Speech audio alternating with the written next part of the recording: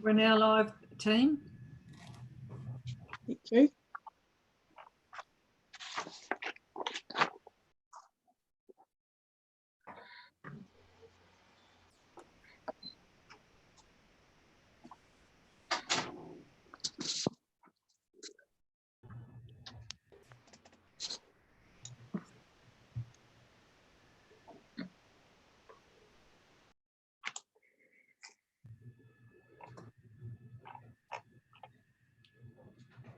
Damn.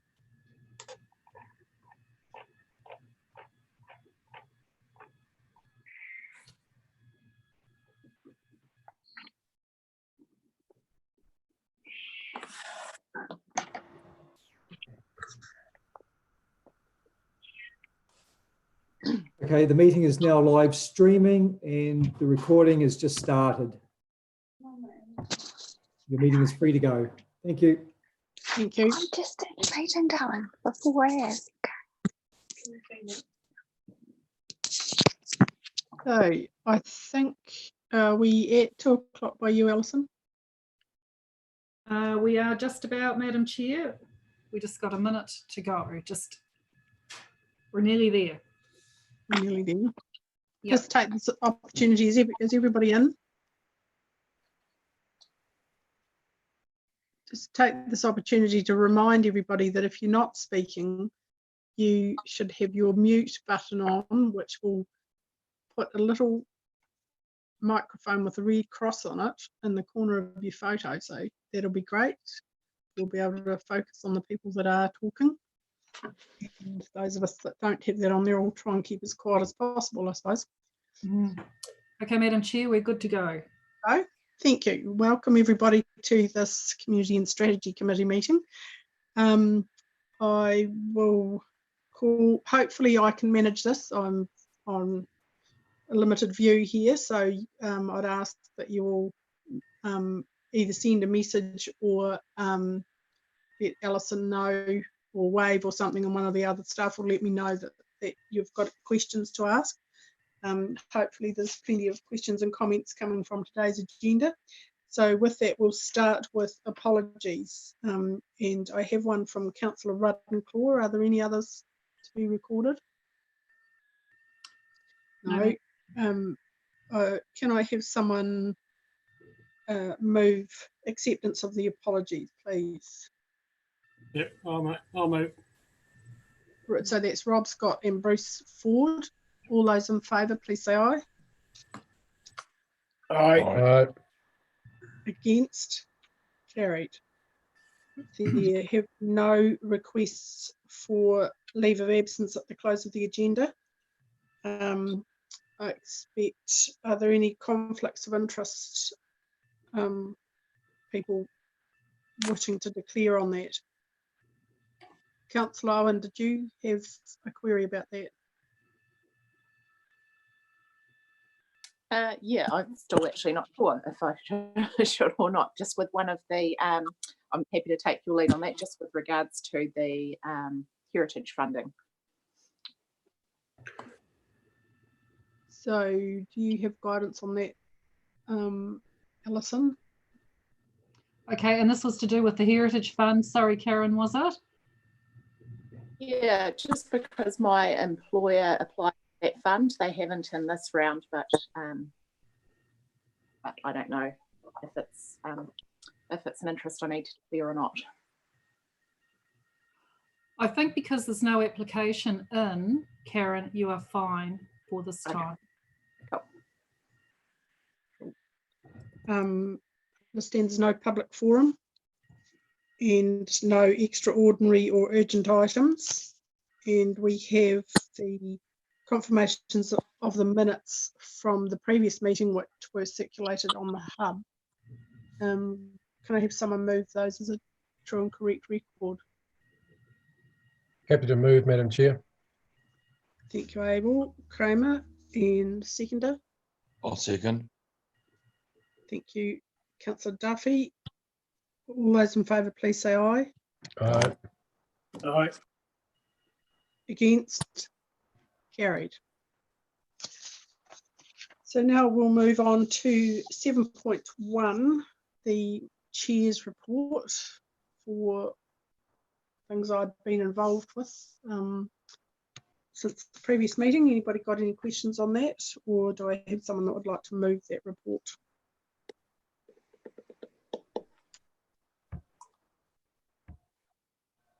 Happy to move, Madam Chair. Thank you very much, Councillor Kramer. Can someone second that, please? Happy to second that. Thank you, Councillor Darren Fraser. All those in favour, please say aye. Aye. Against? Carried. Now we're moving to 7.2, the holiday program report on page 11. And we have Catherine Cowie and Luciana and Michelle from Sport Southland. I should say Catherine along with Luciana and Michelle. So welcome everyone. Thank you. I'll hand over to you, Catherine. Right, so I'd just like to take this opportunity to update you on the holiday program that was held in January and delivered by Sport Southland. So I'm basically just going to hand over to Luciana and Michelle from Sport Southland so they can give you an update on how everything went, and they're going to take you through a PowerPoint presentation, so they're going to share that on their screen. Thank you. Myself first. No. Tēnā koutou katoa. I'm Luciana Garcia, General Manager at Sport Southland, and we also have Michelle Springwood, one of our community school connectors. So I'm going to share my screen, if that's all right. Oh, it says host disabled participant share screen, so does it mean I can't? It's disabled. It's not coming through. No, I'm getting a message that says host disabled participant screen sharing. So perhaps if you in your settings. Okay. Luciana, I'm unable to help with that at the moment. Okay. Unsure why that is occurring. Okay, Luciana, I'll come back to you if you would like to start your presentation, and we'll see if I can get some help. Hello, Luciana, Michael. Yeah, I'm just going to make you a co-host for a second, which should allow you to share your screen. Thank you very much. We are all new to all these new technologies. I think in every meeting we learn something new, don't we? Yes.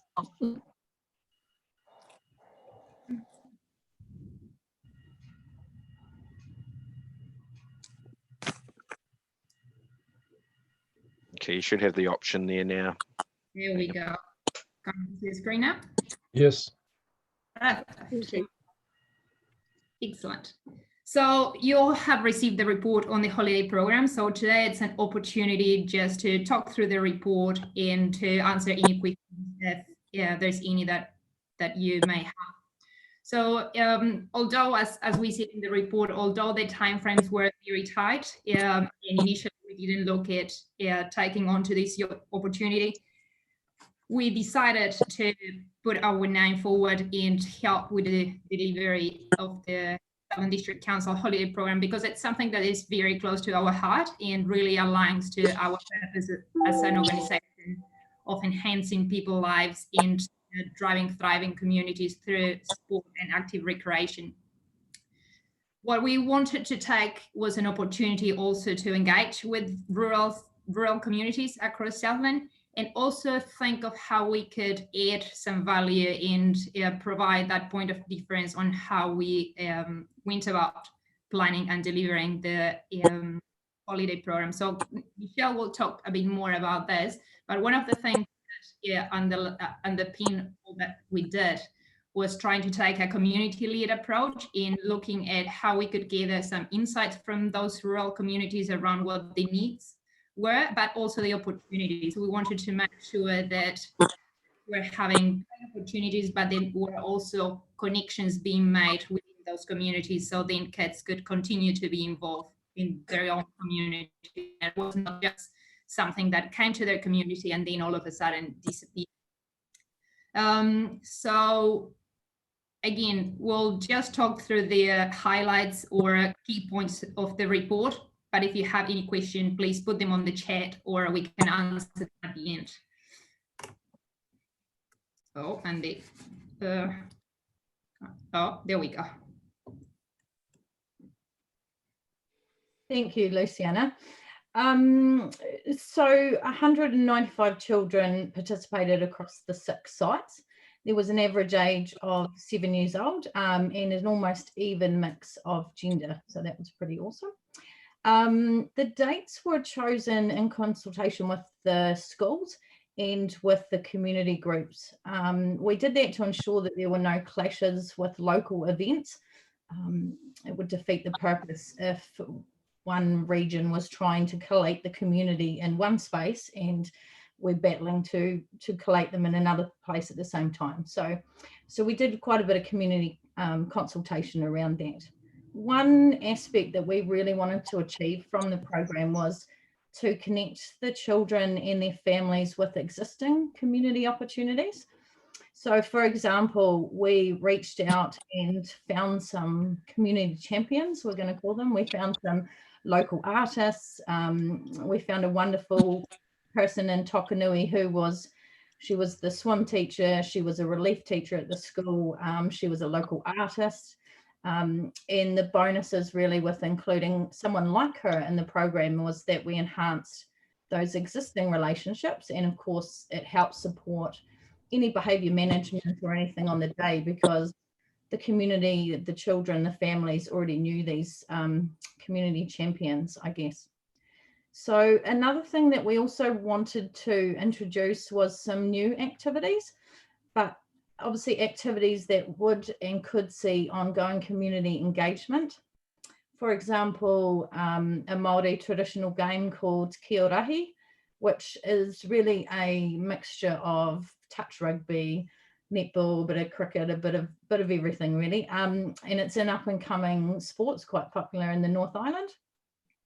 We introduced that because of those community connections that were able to be made. The schools in Invercargill have looked at implementing Kia Rahi tournaments. So, you know, this is something the school could pick up.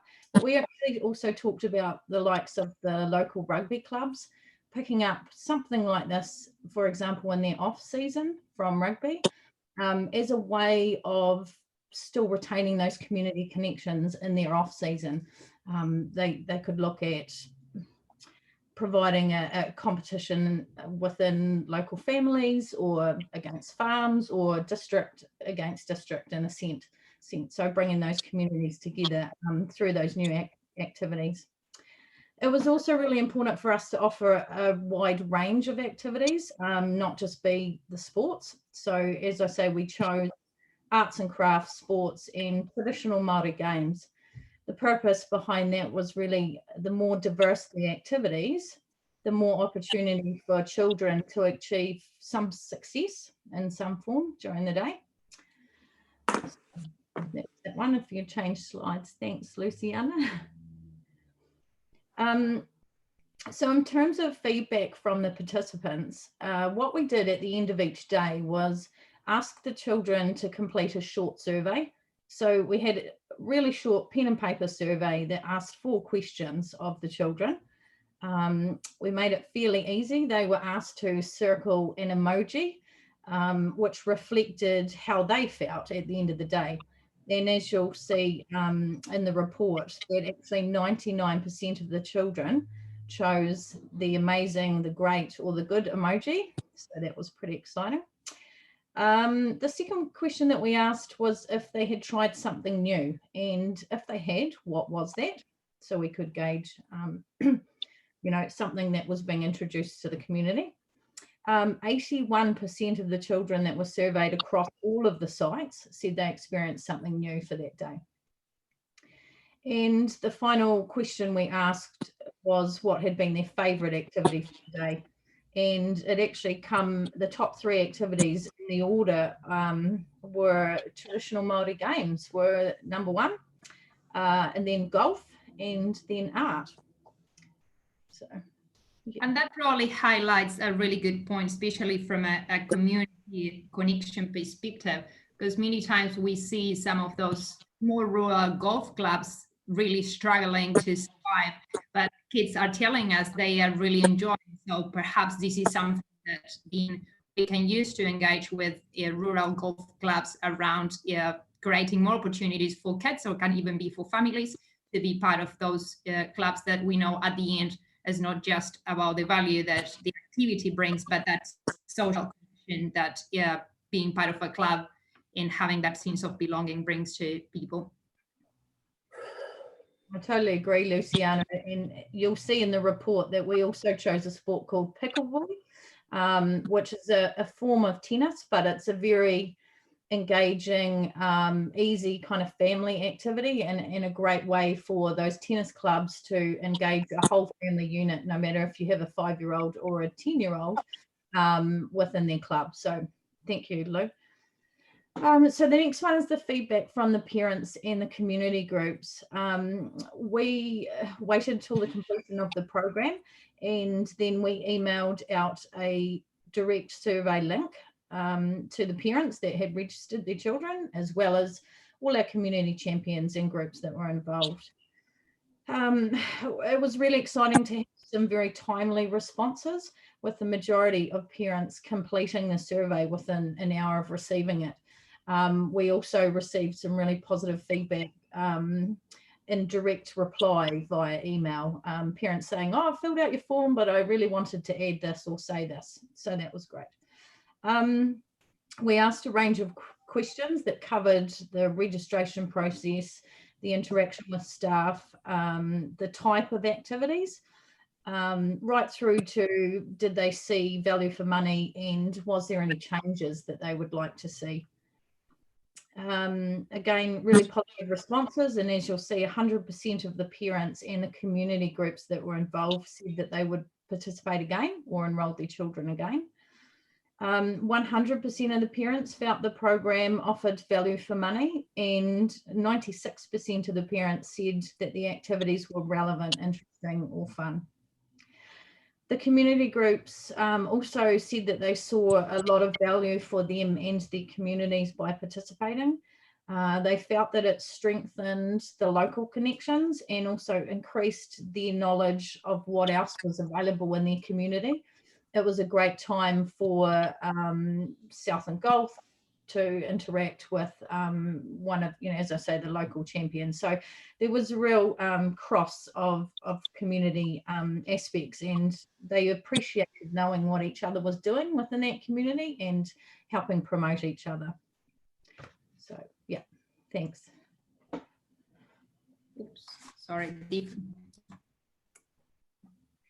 So just to wrap up in terms of insights, reflections, and recommendations, as Michelle said, we made sure that when we were developing and planning the holiday program, we brought to the plan some robust evaluation, because we think it's really important to review what we do and how we do things to make sure there's that quality aspect. So probably one of the key learnings for us was the leading time into the planning. Starting all the planning in November when we got the contract was a bit of a challenge, and but I think, and this is great, Michelle, she did an amazing job working with those communities, trying to figure out the dates, the venues, the providers, and it was great considering the short period of time we had for planning. Great work our team, the communities we work with did. Something that also Michelle highlighted, the importance of gathering the insights as part of that planning phase and working with those communities to understand what the opportunities are, what the needs are, what dates and times and venues work the best for them. We have it, and Southland better than anyone. It's a very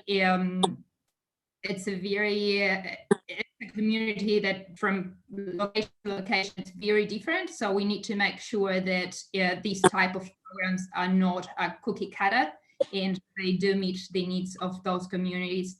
And not just also needs, also taking that strength approach and working with those really good opportunities that are within the community in those great champions. So that was another learning for us. Also something that worked really well was using primary schools as a venue, not just because of the space, but also having that indoor-outdoor playground or opportunity. So that created a much better environment for those children. And again, something that that for us was probably not just the key reflection, but also the highlight was there's so much really good stuff happening in the different communities, and how can we leverage from those to ensure it's not a holiday program is not just an opportunity for hundreds of kids to have fun and have a great day, but also to strengthen those communities and those opportunities ongoing and in the future. So that's probably from us. We think overall was a great project to be involved. Thank you so much to Catherine for and her team for giving us the opportunity and trusting on our plan. And I think, as I see it, evaluating and reviewing things, probably if we had the opportunity to do this again, we'll do things slightly different. Yeah, but I think that's the beauty of that ongoing learning, and yeah. Thank you very much, Luciana and Michelle. That's good summary of the what was obviously very well received program around Southland. I'll open it up for any questions for anybody on relating to the program.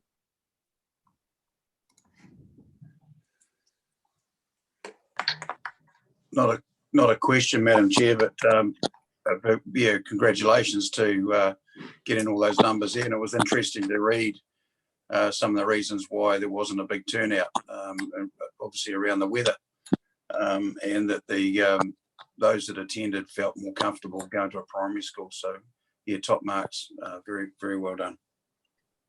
Thank you. Thanks, Mia Tong. Yeah. Any other questions? Yeah, if I may. Oh. If I may, Julie, just regarding the promotion, I'm just wondering, I mean, the numbers in some places aren't that high for such an excellent program.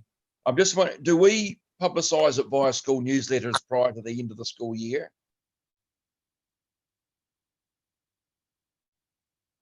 I'm not sure about that. It did go out to all the school newsletters. Yeah. Did it? Yeah, I just think often people are away, and perhaps if they knew, you know, well enough, and the kids, you know, that they could plan perhaps around that a wee bit. So I don't know to what extent the schools promote it, but do you think there could be some gaps in our promotion? Can I just jump in there and say that I think that the time frames at the end of the year may have had an impact on that as well. Us picking it up and organising it in that late November, by the time certain things were sorted, they're getting it out to schools, it's very late in the piece. And then obviously a lot of community groups and schools were shutting down for that Christmas period. And then obviously straight into it in that January. So a little bit longer of a lead-in time would have supported the marketing, I think, around that. Mm-hmm. Just a comment, it's great that you include arts and those other activities. It looks a very good program. Thank you, Councillor Duffy. Councillor Rob. Yeah, thank you. Yeah, just a question. That was a great presentation, and it looks like a really great program too. Just noticed location-wise, there seems to be a bit of a gap in the northern Southland area, and just wondering if there was a reason as to why. Michelle, you can probably expand on that, but probably something that we didn't mention there, but it was in the report. When we picked the locations, we tried to do a bit of mapping, and also there were buses available for kids from, if the program was not available in their community, there was the opportunity for kids to bus into other numbers of previous. So we got the information from Giselle on previous venues and numbers, and we tried to pick the ones that we thought were going to work the best. Michelle, do you want to expand on that northern area? No, not other than just saying what you've already said, Luciana, that the buses were provided just to kind of cover areas. Interestingly enough, though, the only buses that were used or uptaken by families were from Riverton to Atoto. So that was all the other buses we ended up cancelling. No one picked up those opportunities. So that's obviously something that we've taken into account as part of our evaluation around regions and why and how and which is the best place. And I think probably again the regions and the one day at a time was picked due to that kind of short lead in time. So there's plenty of room for potential and growth and expansion within areas that need to have that happen. So I appreciate that acknowledgement though. Thank you. Thank you. Thank you. Any other questions? I probably have one from the to the other councillors, and that would be, you know, what is the way forward with this? There's 195 children partook in a day's activities. Is this something we look forward to carrying on? I mean, it's a fairly historic sort of a day out for many families in the community. So yeah, feedback from the other councillors on are we interested in carrying this on? It sounds, yeah, it sounds like a great day out. I think it's a good chance to actually review it in its entirety. And so yeah, look forward to some discussion. Anybody got any comments on that? Madam Chair, I would certainly endorse the continuation of this program. I think it's an excellent program. It's well received, and I think it would be a real shame if this were to fall off our radar. It's great to see these activities in our communities, and I think it might even be more beneficial in the future, considering the environment that we're living in now. And a lot of people may not be travelling as much as they had been in the past. So I think it's important for our young people to get together. Certainly endorse the retention of it. Thank you very much for that. Yeah, Any other comments? Sorry. I agree as well, Julie, that it certainly had a good turnout, really. Sometimes we struggle to get people to go to things. This looks like it's had some success. So that would be the way I would measure it. So certainly worth continuing. Luciana, were you going to say anything about the content? I wonder that. I was just going to add my 2 cents, because when we finished the report, we were reflecting with the team, and we also think this is a great opportunity, and especially for those more isolated communities that many times don't get opportunities like this. But probably one of our reflections was, you know, considering the investment the council made into this one-off, is there an opportunity to also think differently in how that funding, that money can be used to provide something that has more continuity or is all year round, especially if we started thinking around working with the communities to provide these opportunities and with those community organizations or community champions. So it's not a high cost program for the council, but as that ongoing opportunity from a participant and from a young person perspective. So we'll be more than happy to work alongside the council to do a bit of brainstorming around that if you were open to it. Julie, can I come in there? Yes, I would, yeah. Councillor Fraser. say exactly the same sort of comments, that ability to connect with locals who are doing stuff and enhance what they're doing, I think is critical, and empower them, and that will also help you with those relationships and getting the numbers up. But it will also help. I think we've got a number of people trying to do really good stuff, and to have someone coming in to support them is a really powerful tool to encourage them and to keep them going throughout the year. So just encourage that ability to keep connecting with the local people who are doing it week in, week out, to ensure that it builds what they're doing, and that's critical. So it's good to hear that. Thank you, Councillor Fraser. Any other comments? Just one, Madam Chair. I totally agree with everything that's been said, and I don't think there's going to be any more important time to get these young people together.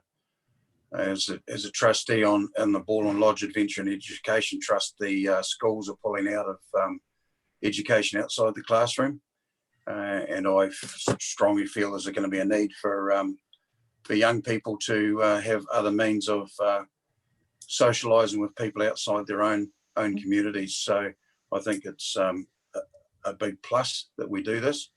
I'm just wondering whether we maybe should put that survey out, or sorry, I just lost it in here. I read somewhere where the parents were concerned about the registration process, but I'm wondering whether we should get the registration process out earlier so that we do know the numbers that may be going to attend, because as a trustee at Borland, and been talking to the likes of Camp Columba and Sir Edmund Hillary, and the other one's just gone out of my head. Oh, sorry, Deep Cove, and they've got great concerns for how the youth are going to have other opportunities. So I agree with Councillor Fraser. Work with some of these locals, maybe get that registration out early so we do know what the numbers are, because some parents maybe next year maybe still a bit scared about mixing. But yeah, great stuff. Thank you. Councillor Kramer, I believe you've... Councillor Menzies. Oh, Councillor Menzies. Oh, thank you. I would just like to take this opportunity to commend Sport Southland, given the very short time they had available to have this organised, to do that in such a professional way, to have, I guess, very good measurements in place to be able to tell us how well it's worked, particularly from those who participated. And I'm sure, given the opportunity to carry on with such holiday programs, it will only get better from here. So well done. Thank you. It is something, the comments around the having more of this program going leads me, would that probably of Michelle and Luciana, would you say that it would run could run every holidays? I mean, there's a lot of kids are quite programmed during the school term, or they have been up till now. You know, there would be, well, I know around here there wouldn't be many spare nights in the week, but wondering if a holiday program that ran around all the holidays rather than just that, would you see that as being an option? Knowing what I know from working with schools and young people around Southland, I think probably the other 3 school holidays would be better options than the January-December school holidays, because that was one of the challenges we found, especially we had some really good weather at the end of January, so families chose to go away. So I think even exploring the, it could be the April holidays or the July holidays could be another thing to test. Because you're right, during school terms, kids and parents are busy and there's quite a bit happening. But I think it's also going to be worth to take the time to understand what's available in each community and identify any potential gaps. Because one of the things, just from my experience working with rural primary schools, I hear a lot principals saying how much the rural communities have changed in their school, and and many times kids don't have the opportunities that they used to have 10 or 15 years ago because their parents work shifts and they cannot transport them into town to play rugby or touch on a Thursday night. So I think it's really important to gain those insights and that local knowledge to understand what's needed at a community level. Can I just add as well, sorry, that it was interesting, there was a bit of feedback from some parents around wanting extra days, other holiday periods as well. Some of that was for the benefit of the children in the community. Some of it, to be fair, was almost in a sense requiring a babysitting service. So that's one thing I would suggest being aware of, that we're not just providing a service that looks after the kids during the day for a couple of days each holiday. Maybe looking out to see what can be done wider. That's my thoughts. Yeah. Thank you for that, Michelle. So anybody else have any other questions? Just one little, if these statistics are going far and wide, just change your tautau to correct spelling might be a good idea. Otherwise you might get some feedback there, but that's the only thing I've got. Fantastic. I just had one little comment about the promotion, and we've talked about doing promotion earlier. I think it's also quite important, from my experience working with young people, to do the promotion like fairly up to date as well and redo it a few days beforehand, because young people tend to make decisions about what they're doing the day of or the day before. And so, yeah, keeping that really tight to the time frame is probably quite helpful as well. I know that's not great for running events and you want to know numbers, but it does seem to be decisions are made. What's the best option today? That's what I'll do, which is a pain in the bum for event organisers, but seems to be the reality. And to my mind, that comes in to getting people interested in registering early, but also making sure that you're not just providing it as a baby. Well, if you're suddenly deciding on the day, I suppose it's not a babysitter. It's just option that's being taken, but to actually be able to remind people if you have an email pre-registration and you have an email is easy enough to do. But then if they're keen on it, well, they'll turn up. I see that in the recommendation, it's just that we receive the report. Is there any thought or support for actually asking for a bit more analysis of maybe running this differently and coming back to us with some options on that? Anybody think that's a good idea? Firstly, Julie, perhaps we should endorse and encourage that the possibility of expansion might be the way to perhaps step that a bit further. But the fact that everybody's very pleased with it, surely that was an encouragement to perhaps increase it. Through you, Madam Chair, can I suggest part of that analysis work be considered as part of your LTP considerations? The allocation of funds for the holiday program remains at the same level in the annual plan for 2020-2021. And working through Catherine and the community leadership team alongside Sports Southland, we'll look at how that might be able to be delivered for the upcoming financial year. What you might want to do for the LTP process is consider the analysis that can be done behind the scenes to support what you might want to be developing or delivering post 1 July 21. That could include a bit more detail around whether it's across the year or whether it's over 2 of the 4 holiday periods or whatever it might be. But also it will provide you the opportunity to consider the level of resource or the level of investment that you want to include, because I'm sure Sport Southland would suggest that if you're wanting to expand the program, it will be limited in terms of the ability to expand that by the amount of money that is invested into the program. So that's an LTP discussion, as well as doing the initial short-term one for the next financial year as such.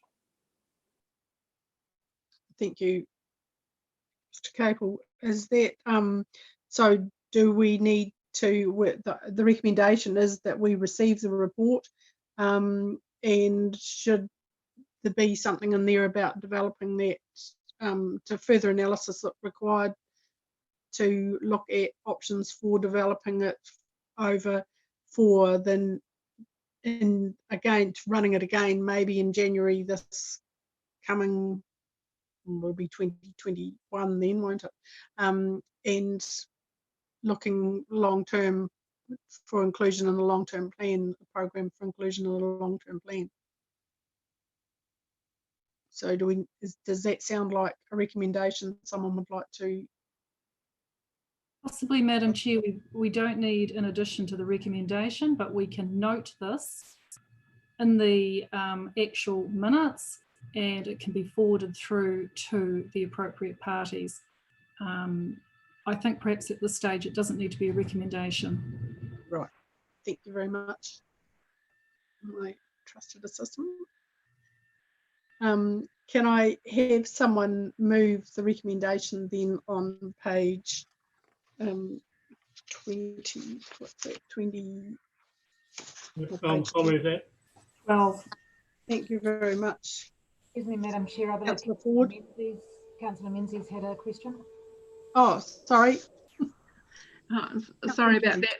I was just going to suggest that the analysis will include the implications of COVID-19 in terms of what the holiday program might include, and also consider the activities that might be able to be incorporated across those winter seasons, which could also impact on with the COVID-19 restrictions in the future, or awareness that if it appears in the community again, that's something that will need to be managed. Yes.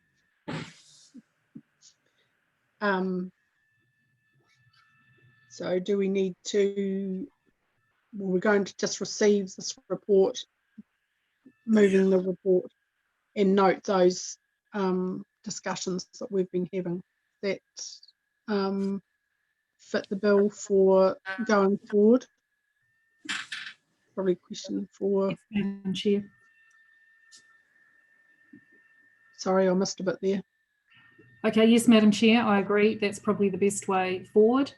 Catherine and Sport Southland team will have noted those comments, and they'll also be noted in the minutes. So we have Councillor Ford moving this. Did we have someone seconding? Well, yeah, seconding that.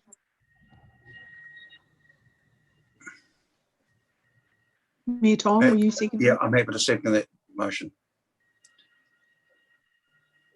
All those in favour, please say aye. Aye. Against? Carried. Thank you very much to our Madam guests. Chair, I need to depart. There's somebody who's been trying to call me about 5 times. I'll just go and find out what it's about, and I'll come back to you. Thank you. So we are moving on with the 7.3 on page 23, the customer satisfaction report. And I understand that Trudy Hurst will be joining us to. Yes, thank you, Madam Chair. Kia ora, councillors and Madam Chair. Our customer support manager, Jodie Finlay, she actually had her last day during lockdown, so otherwise she would be here. She's gone to work as a leader of leaders at Vet South, so great promotion for her. We are finalising the recruitment process that I hope to announce later this week, the successful applicant to the role. But in terms of the report, I will take the report as read, but also put a disclaimer in here. At the previous meeting, Councillor Kramer had asked for a breakdown of those requests for service that were outside of service level. Now, I had been working on that in March to present at the meeting. However, my responsibilities under COVID-19 have got in the way of me completing that report on time. So my apologies, and that will be something that we can introduce at the next committee meeting. Overall, the results are positive. I have noticed, especially over the last 6 weeks, that our staff have continued to respond really well to our customers and to keep engaged in the process with RFSs, and our contractors are doing things as quickly as possible given the challenging circumstances. The feedback from our customers where we may not have met their expectations in terms of the speed or how they've been responded to has been it's a limited number and nothing that is of great concern to me. And overall, we're still tracking with a Net Promoter Score of 52, which for me translates into the fact that our customers or our residents and ratepayers are comfortable contacting our 0800 number. We hope to do what's called a soft launch. So we've put together a new online RFS tool, which we should be launching very soon. We've put the new dog process online, and the new online RFS tool is much clearer and easier for customers to lodge any request for services from either their mobile phone or a computer. And if there's anything else you'd like to ask me, please feel free. Thank you. I'll open it up for questions from the rest of the councillors.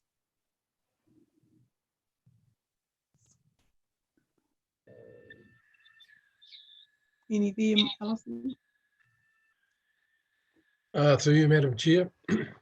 Thank you, Councillor Kramer. Just a clarification, really. So, for example, on page 8 of your report,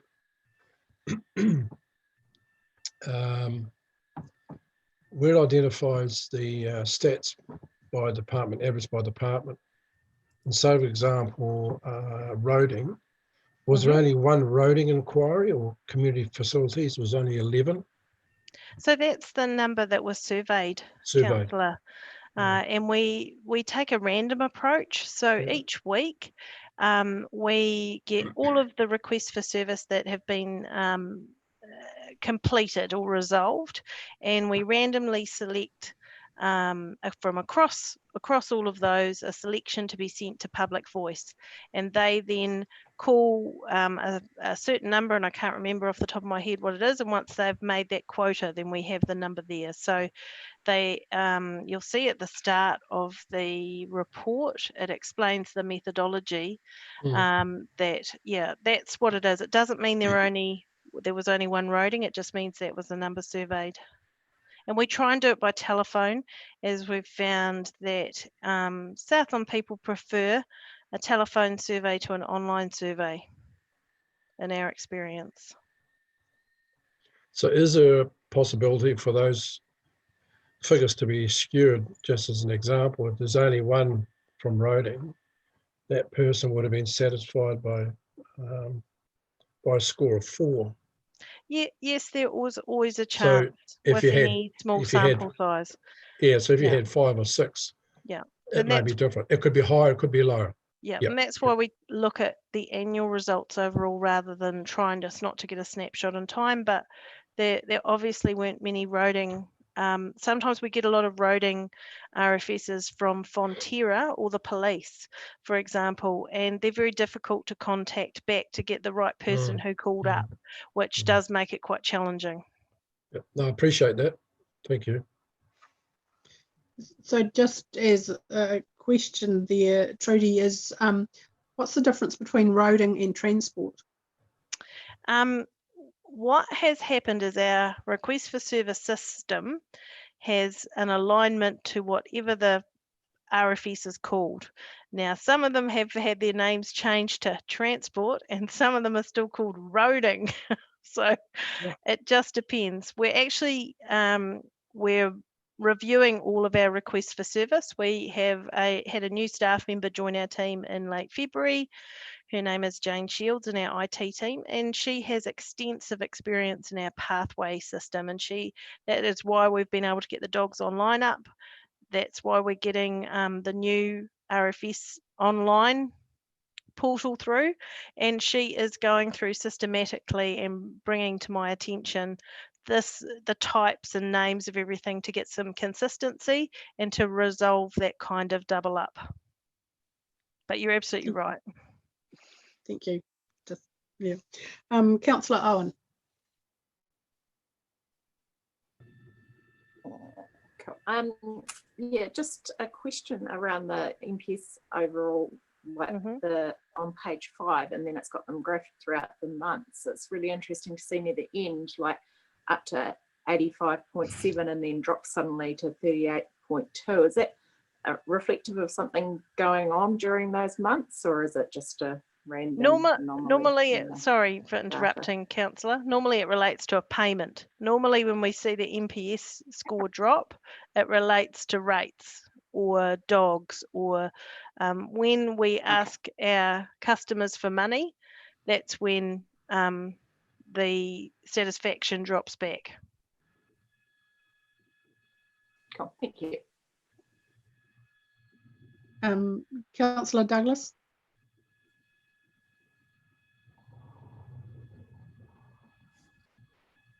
Sorry, you're on mute, Councillor Douglas. I can't hear you. Yeah. Can you hear me now? Yeah, thank you. So when a person rings in with an issue, are they all rung back or just the ones that request to be rung back? How do you manage that? Just the ones that request to be called back. And then is that within us, because some of their concerns won't be dealt with, say, within 24, 48 hours. So how do you manage a concern that goes on for maybe several days to a week?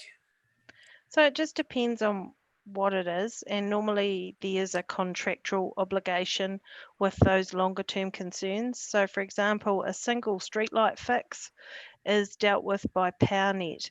We manage the interaction, but that could take up to 6 weeks or more to be resolved. And so that depends, it doesn't necessarily get resolved straight away, but a dog bite or an animal attack would be within 4 hours. It just depends on the service type. And I think back in our induction pack last year, we included the service levels and service types that we receive, just as a reference point for councillors to gain an understanding of the variety that we see. There's not just a one size fits all, it depends, especially when it's an issue that might be a long way away, or road corrugations, for example, can often be, if the grader is in one part of the district, it might be 6 weeks before it gets to the other part of the district. So it does just depend. And it's not a perfect service by any means. Sometimes things get missed by our staff or by contractors, but we work very hard to resolve that. Yeah, no, I understand it's pretty challenging at times, yeah. But, you know, out in the coalface, you know, we do hear of people that ring up about a water leak and then they don't hear back, and then they'll call the local councillor and you know, he puts an RFS in. And so, you know, there is some slipping through the cracks, and we just need to do our best to minimise that as much as we can. I absolutely agree.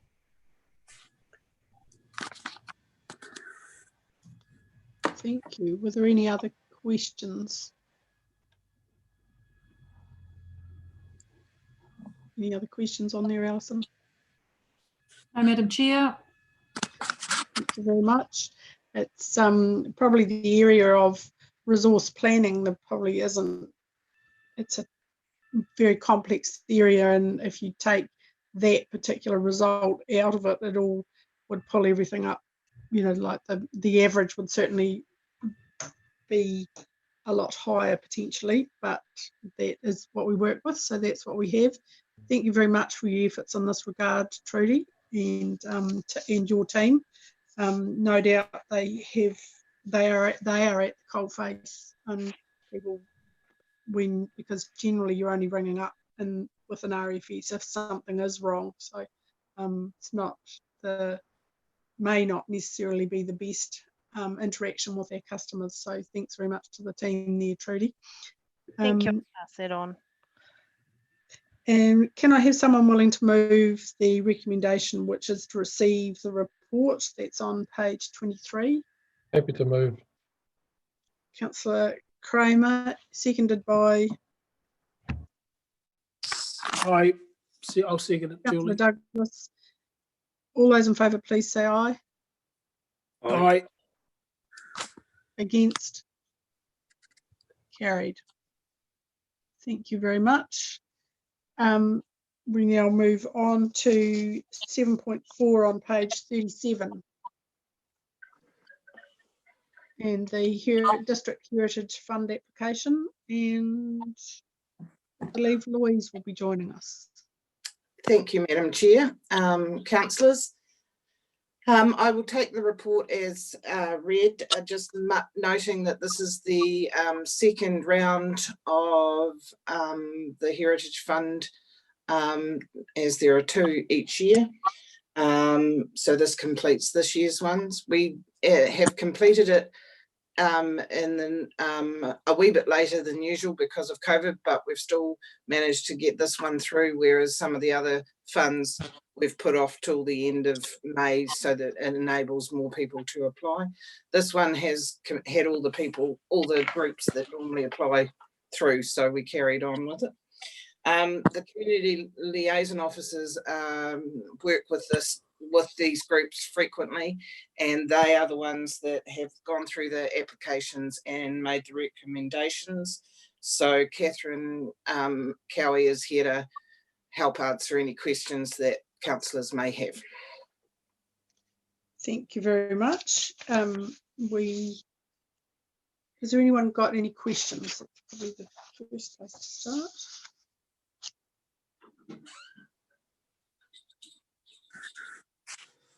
Any questions out there?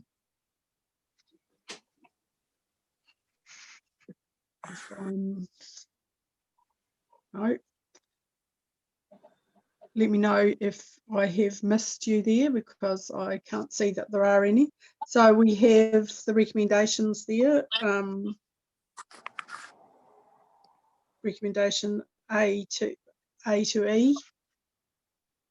Do I have someone willing to move that? Yeah, I'll move that, Madam Chair. That Councillor Scott? Yeah. Thank you very much. And seconded? Yeah, I will, Julie. Councillor Douglas. Thank you very much, Councillor Douglas. All those in favour, please say aye. Aye. Aye. Against? Carried. Thank you very Madam much. Chair, can I just suggest a change to the spelling under Ototo Museum, page 37? If this is a public document, that would be great. Thank you. I think it's supposed to read open to the public. And,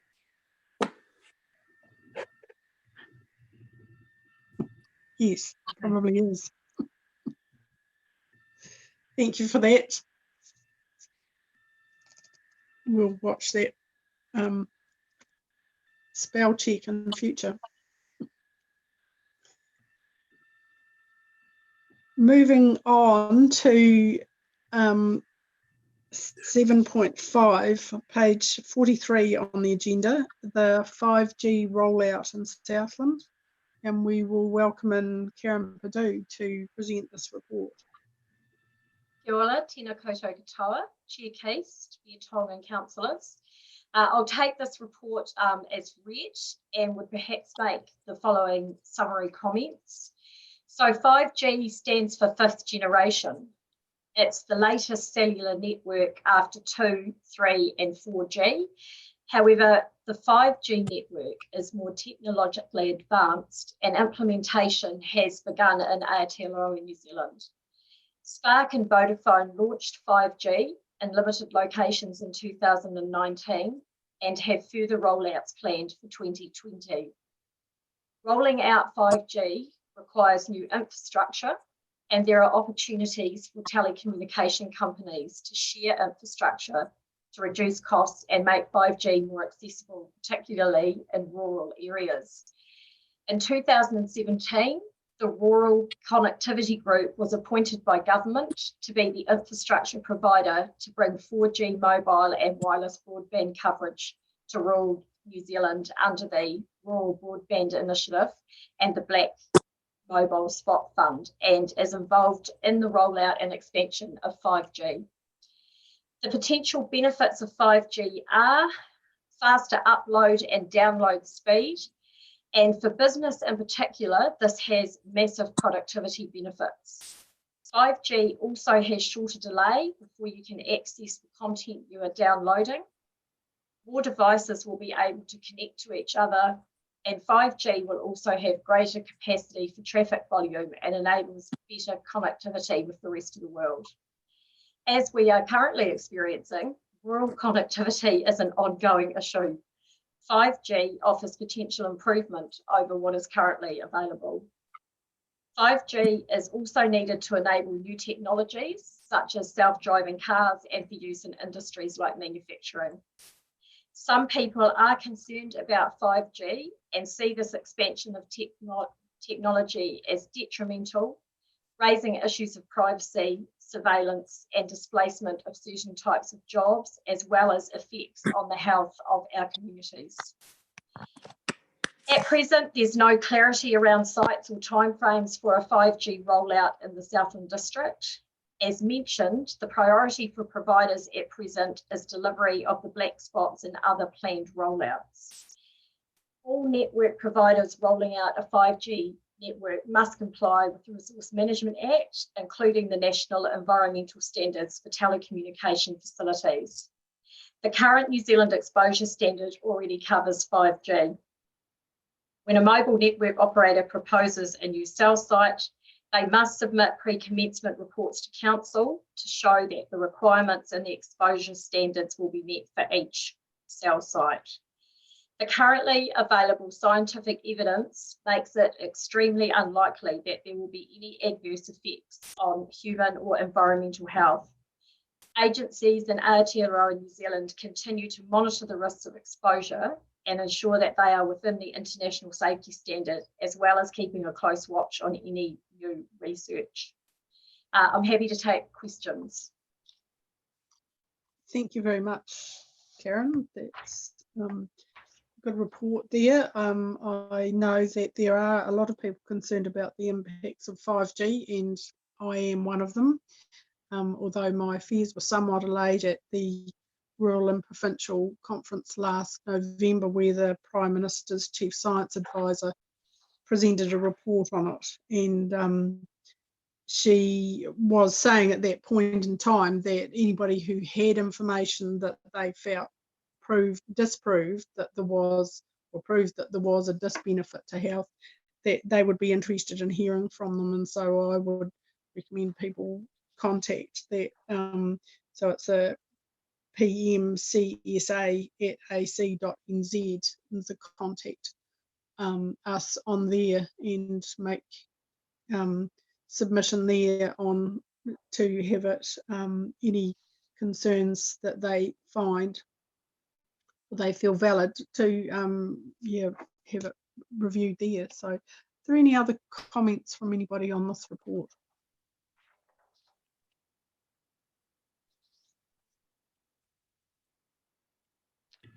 Councillor Byers, Madam Chair. Thank you. Councillor Byers. Thank you, Madam Chair, and thank you, Karen. That's a good, thorough report, so I enjoyed that. Yeah, I'm pleased that you acknowledge this quite wide and growing concern in our communities. And like a lot of sort of innovation that's been rolled out and subsequently being proven harmful, it can take a while before some of the science on the other side of the argument gets accepted. So we're encouraged to see just certain science at the moment, but there are hundreds of scientific studies which look at the effects of non-ionizing radiation, which is, in this case, we're talking about whether this technology heats the cells. So the science at the moment that we're seeing says it doesn't heat the cells, but there's no consideration about whether there are other effects. So thanks for that report. That was very good. But it seems that there's two areas that contribute to the harmfulness of wireless radiation. We're just talking about wireless, and we're not talking about the current levels or filling in the black spots. I think that's all great, and it's good that people get connected. But with this 5G, we're talking about an enormous jump in the intensity of radiation, because the 2, 3, and 4G will still be in place when the 5G is running. So there's two things, the proximity and the frequency of the radiation. Now, the proximity is being rolled out now. I know in Riverton, we've got transmitters on pretty much all the light posts around Riverton. So that's every 4th or 5th house has been set up to be a transmitter for 5G. So we're going to have 5G outside our houses. And the frequency, whilst initially it might be around the 4G level, is going to increase as the data loads increase. But apparently we need to download that 2-hour movie in about 2 seconds. We can't wait 4 seconds. But I'm wondering if we could perhaps consider the precautionary principle, which in the case of new innovations, which hasn't got a lot of, in which there's a lack of scientific studies confirming the long-term safety of the innovation, the precautionary principle puts a halt on the introduction until such time that there's individual or independent studies confirming that this technology won't do any harm to the children of that community or anyone else. So I'm proposing that the staff perhaps consider this, the practicality and what actions would be involved should the council adopt the precautionary principle. Because we're not talking about a change to existing levels. We're just concerned about this increase, multiple increase of this radiation. So I'm certainly not an expert in this, Councillor Byers, but if you look at the Ministry of Health site, they are actually saying that 5G is just another application of radio technology, and there's nothing really unique about it that makes it react differently with the body, differently than other radio frequency fields, radio signals. And for that reason, all previous research that's been done in the RF field in health also tells us about the effects and safe levels of 5G. So I guess from my point of view, when I was looking at the research into this, that's sort of a guiding principle, I guess, or a creditable source of you know, our community could have confidence in what the Ministry of Health and actually what the Prime Minister's Chief Scientist said. So I guess all I can say to you is that that is not a widespread opinion in the experts' fields in Aotearoa, New Zealand. Yes, thanks, Karen. Yeah, but of course, governments were quite happy to promote or be part of promoting nicotine for decades, and it was quite some time before it became more widely spread accepted that it was a problem. Mm. And to suggest the Ministry of Health suggesting that there's no difference, well, I've just mentioned that there are already or there's going to be these transmitters outside every 4 or 5 houses. So that in itself is a massive difference. So you said that can I interrupt there, please? You said that they are already in the houses in Riverton. I find that hard to believe. Have we received any indication that we are getting 5G here in Southland? Just a point of clarification on those antennas that are on the power poles or light stands, they're actually for the smart meters. The smart meters are in the houses. Are they owned by PowerNet? My understanding, Councillor Byers, and correct me if I'm wrong, is there's no 5G here as yet. No, I don't believe the 5G is here yet, but the transmitters have been installed with these lights. So Riverton's got new lights, and on the tops of the lights are the transmitters. And so these transmitters are on pretty much every light. And there's lights outside. Well, we put those lights in, didn't we? Isn't that so for the Ministry of Health to suggest that there's no difference between 2, 3 and 4G is a bit, well, it just doesn't stack up. So I'm wondering if we could look at the practicalities and what would be involved in adopting this precautionary principle, because if our children's health's put at risk for the sake of waiting 2 seconds to download a 2-hour movie, well, it doesn't make sense. And we don't have driverless cars. We don't have to rush into the technology, rolling out technology for driverless cars. They're not here. So to support or consider what Councillor Byers is saying there, Karen, did I hear you correctly that when a company is going to put 5G into our district, they will have to notify council that that's their plan? Yes, that's right. They have to apply for a resource consent. Mm. Right. Mm-hmm. So at that time, I would think that they would not be putting what's on the top of those lights. We put those the LED lights on as a energy saving benefit. I don't think that there's no 5G transmitters in them, is there? My understanding.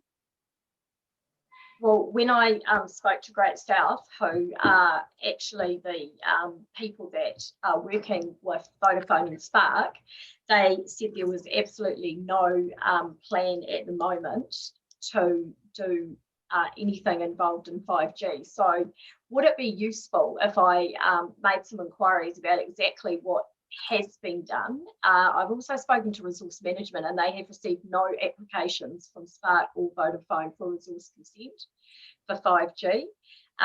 But I'm more than happy to perhaps talk with Great South to find out exactly what it is that they have done in Riverton.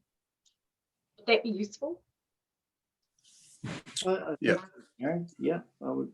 I'd really. Yeah, I think it would certainly. It would be. I was going to give the chief executive for PowerNet a ring, but no, more than happy if you follow that up.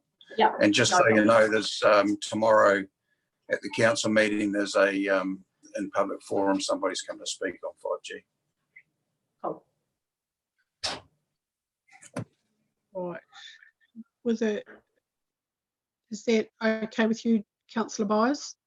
Yeah, well, yes. And perhaps, I mean, if you would, Karen, just look at that precautionary principle just to give you an idea of what that would entail. Certainly. That would be great. Thank you very much. Are there any other questions? Anybody?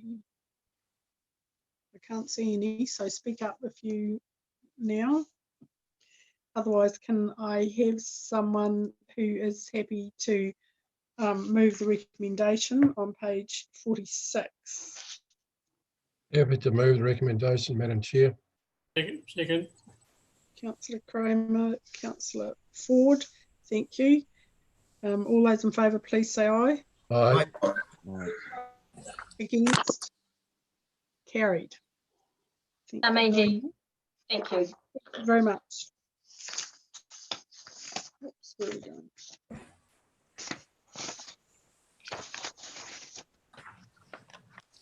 Moving on to 7.6 on page 47, we have the community board plans update, and we welcome in Kelly Tagg to give us a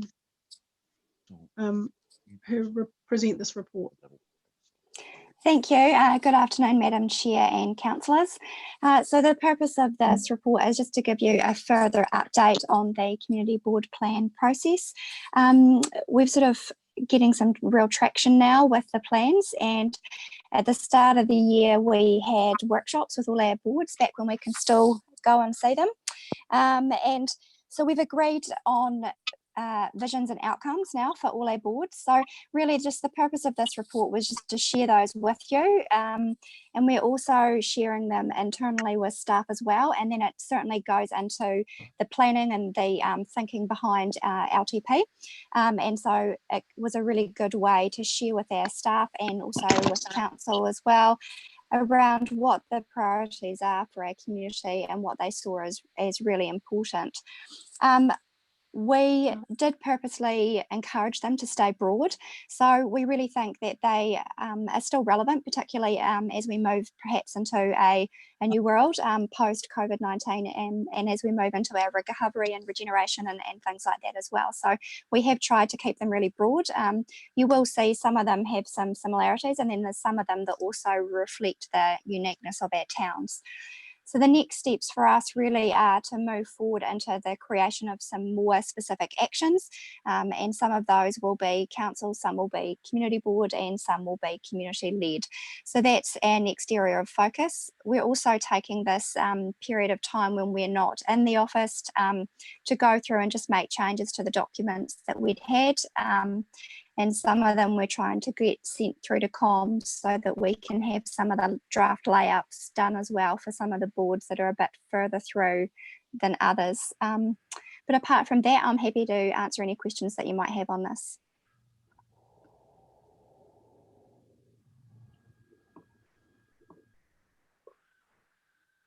So just a question around the lockdown. Obviously that's making it difficult for communication with some of this stuff. Kelly, has it been a hindrance?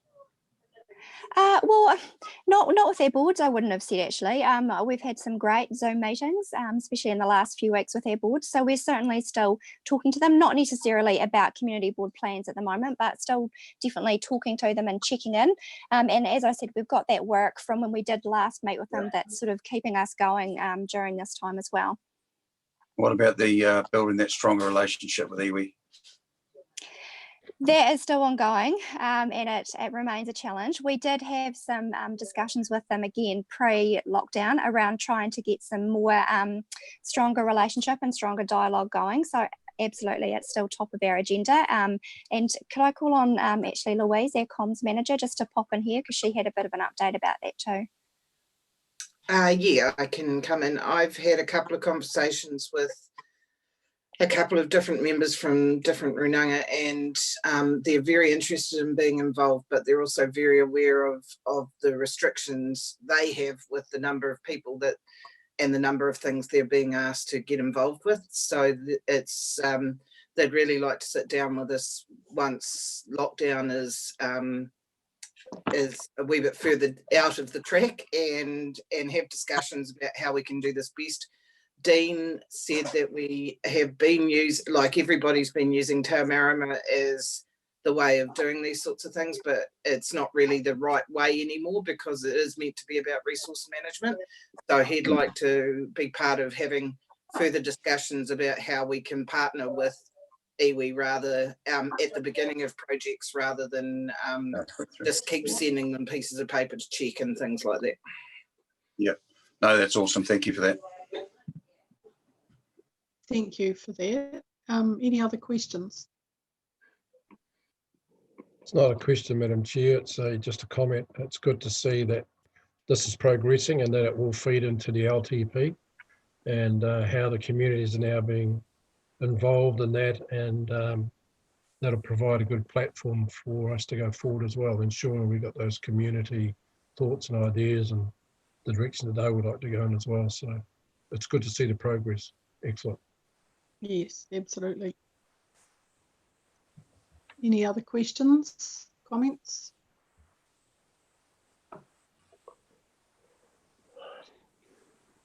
Can I have someone who is willing to move the recommendation that is on page 48? I'll move it, Madam Chair. Thank you, Councillor Duffy. Seconded by? Yep, I'll second that. Councillor Harper, thank you. All those in favour, please say aye. Aye. Aye. Against? Carried. Thank you very much. Thank you. Thanks, Kelly. We move on to 7.7 on page 53. And we welcome in Michelle Stevenson. Thank you very much, Madam Chair. Good afternoon, Your Worship Councillors. This report is providing an update on the Strategy Development Work Programme. Staff have previously identified to the committee that Council has a strategy deficit, and the opportunity for development of strategies will provide that critical link between the high-level vision and community outcomes for the district and the plans and activities that we deliver on behalf of our communities. So over the next 1 to 5 years, Council has an opportunity to invest in determining its own strategies and ensuring that there's a clear and agreed path in addressing key issues and priorities. This strategy development is also an opportunity to clarify Council's role and future direction for key issues across the district. I just wanted to draw your attention to paragraphs 26 and 27 in particular, which is page 57 on your agenda. And that when we have and we understand and have clear strategy for our own direction, and following on really from Kelly's report, we're in a stronger position to partner with stakeholders who share the same values that we do. We're better placed to align to and inform regional strategy work and ensure that Council is better positioned to respond to national strategy development and direction as well. So this all assists us in the long term to be clear in who we are, what we need to do, where we're heading, and what we need to do to get there. I was recently sent an article from Clive Jones, thank you Mr Capel, and I think he summed this up perfectly about strategy is about being in the right place. So this piece of work is about guiding and informing Council to be in the right place. As a council, we have existing plans and actions to get us there. We have policies to ensure we're doing the right thing, but we need the strategy to ensure that we head in the right direction. So over the next few months, it's intended that I would work with Mr Capel to determine a strategy development framework with the intention of coming back to this committee in July and to show a strategy development work program that will span over at least a 5-year period. So I am happy to take any questions on this report. Thank you very much, Stevenson. Yes, I've probably been talking about a few strategy deficits that I have seen over recent times, so I'm very pleased to see the work progressing here. I think the last long-term plan we spent quite a lot of time talking about an open spaces strategy, and I'd be interested to see where that's landed because there was quite a lot of money dedicated to that in the last long-term plan, and so where that's gone to and how that's evolved would be beneficial too as part of the development of the work program, because it gives us an understanding of how we make these things happen, I think. But I welcome comments from others. Is there any questions?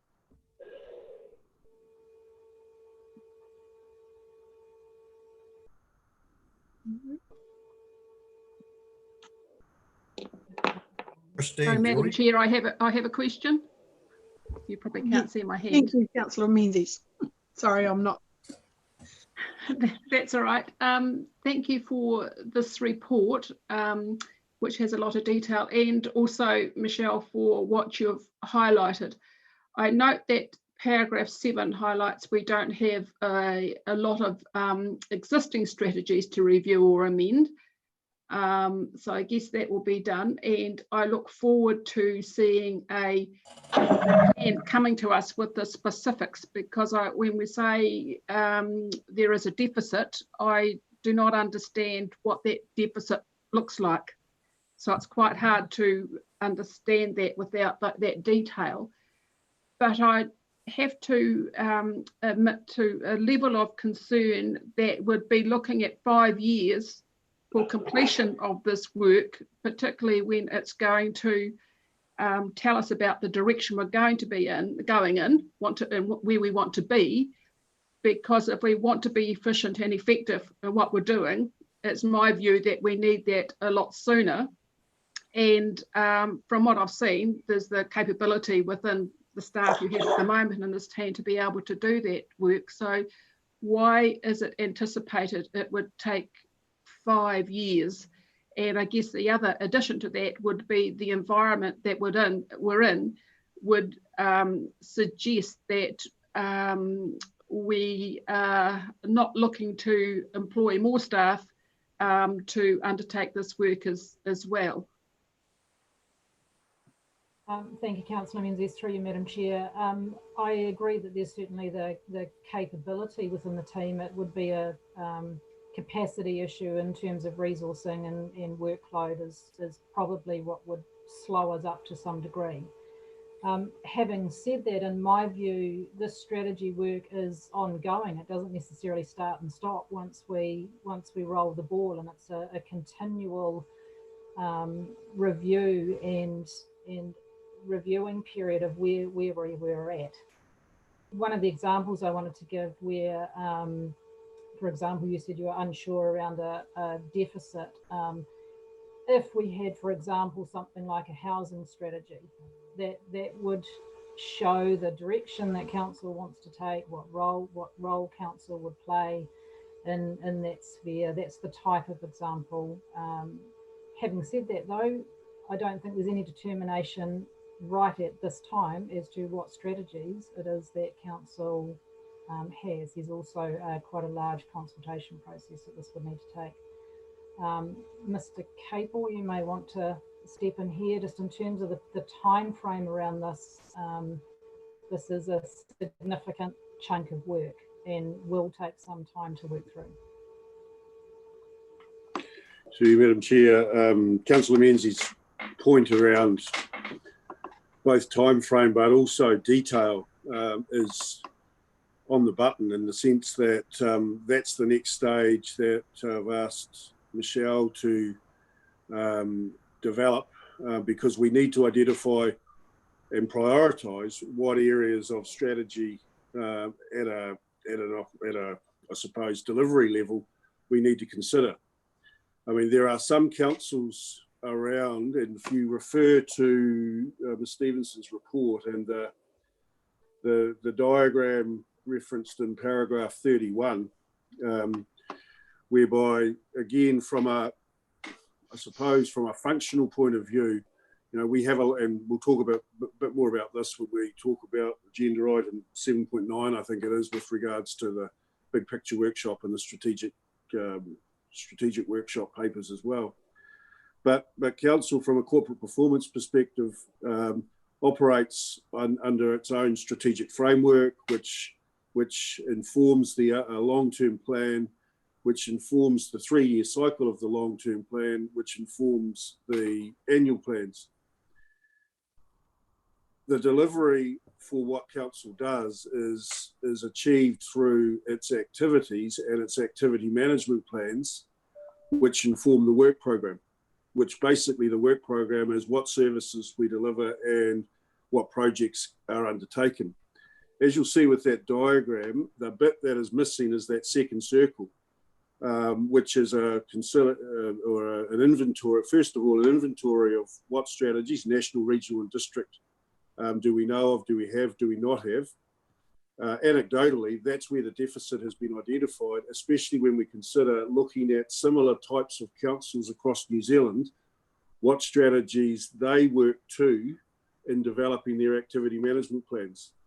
So what we've identified in working through our long-term plan process is going from a strategic framework and a long-term plan approach straight into activity management plans without actually having a strategic or strategy or strategic focus over different areas of functionality. And Ms. Stevenson talked about a housing strategy as an example. I mean, there's a heap of other areas. There's a arts and strategy for the district. We have a lot of regional strategies, but what do they mean for our district? And how do they then align with what we're doing from a council perspective, but also from a community-led perspective with regards to services and activities that are delivered out into the district.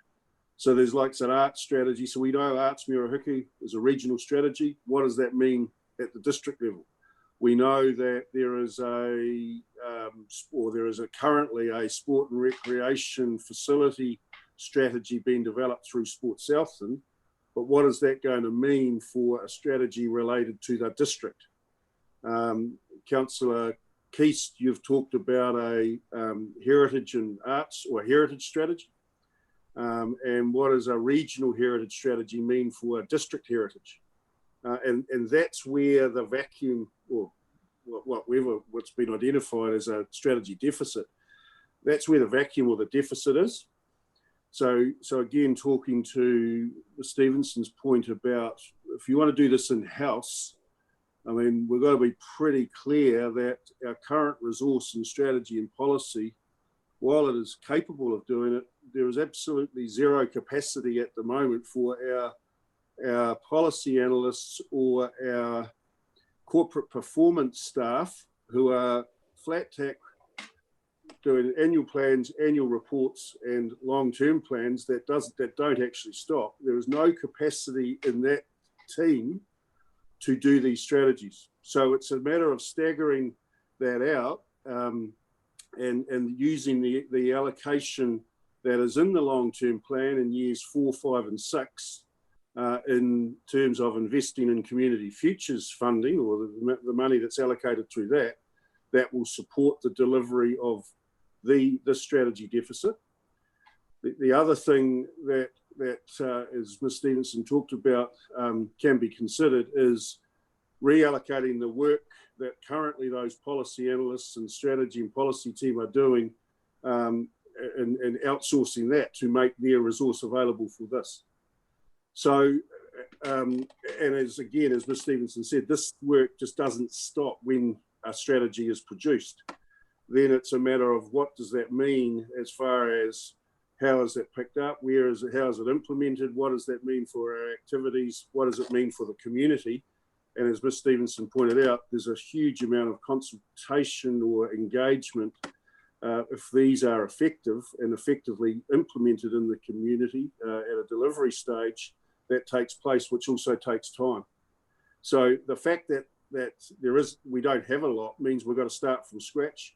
And to do that effectively, we were talking about a 5-year program of work, which will be constantly reviewed, monitored, and reinvigorated as we progress. So apologies for the long-winded answer, but I think it is important that we understand that if we're wanting to reallocate our internal resource to do this because we don't have staff employed to do this, it means other work has to either stop or we've got to contract out other work, etc. So it's a rejigging of priorities and it's a rejigging of resource allocation if it's wanted to be done in-house, as an example.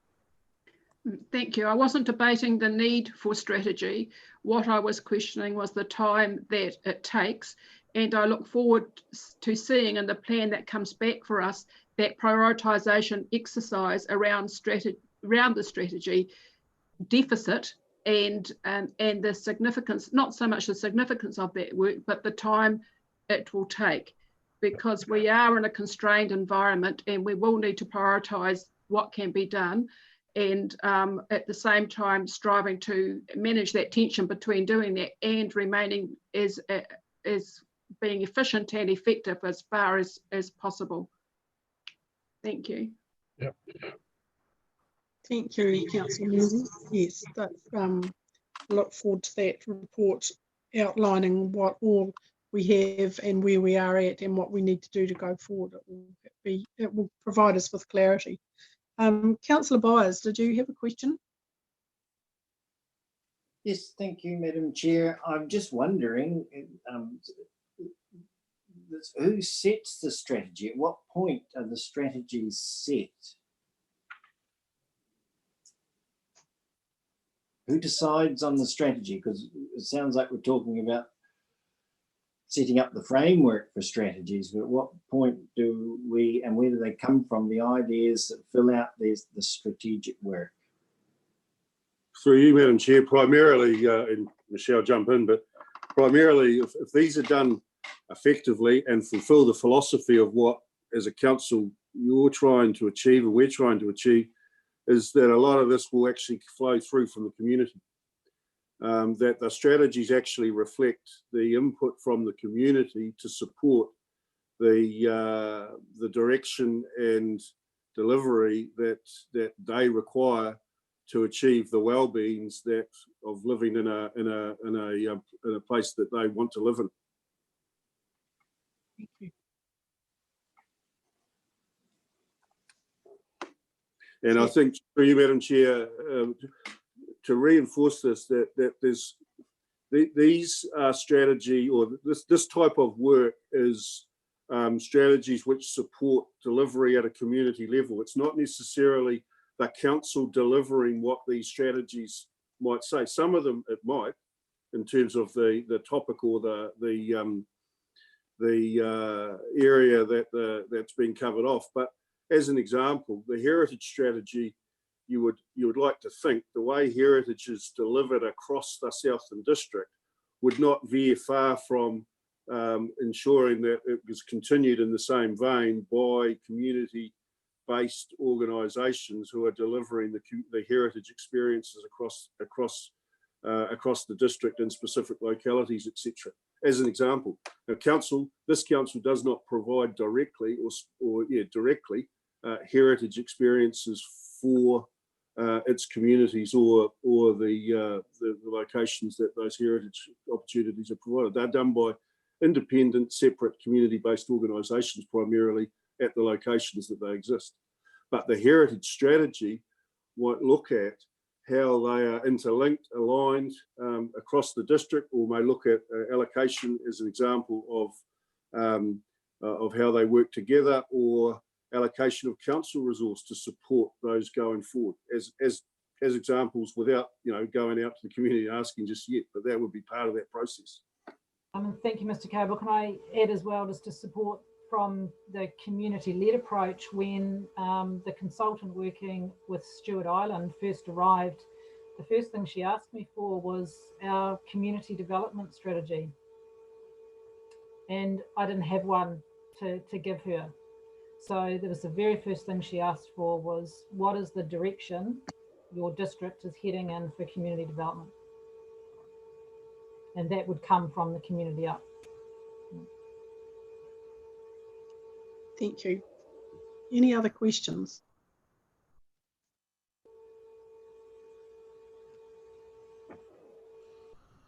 It would seem that everybody is okay then. Madam Chair, Councillor Byers. Councillor Byers?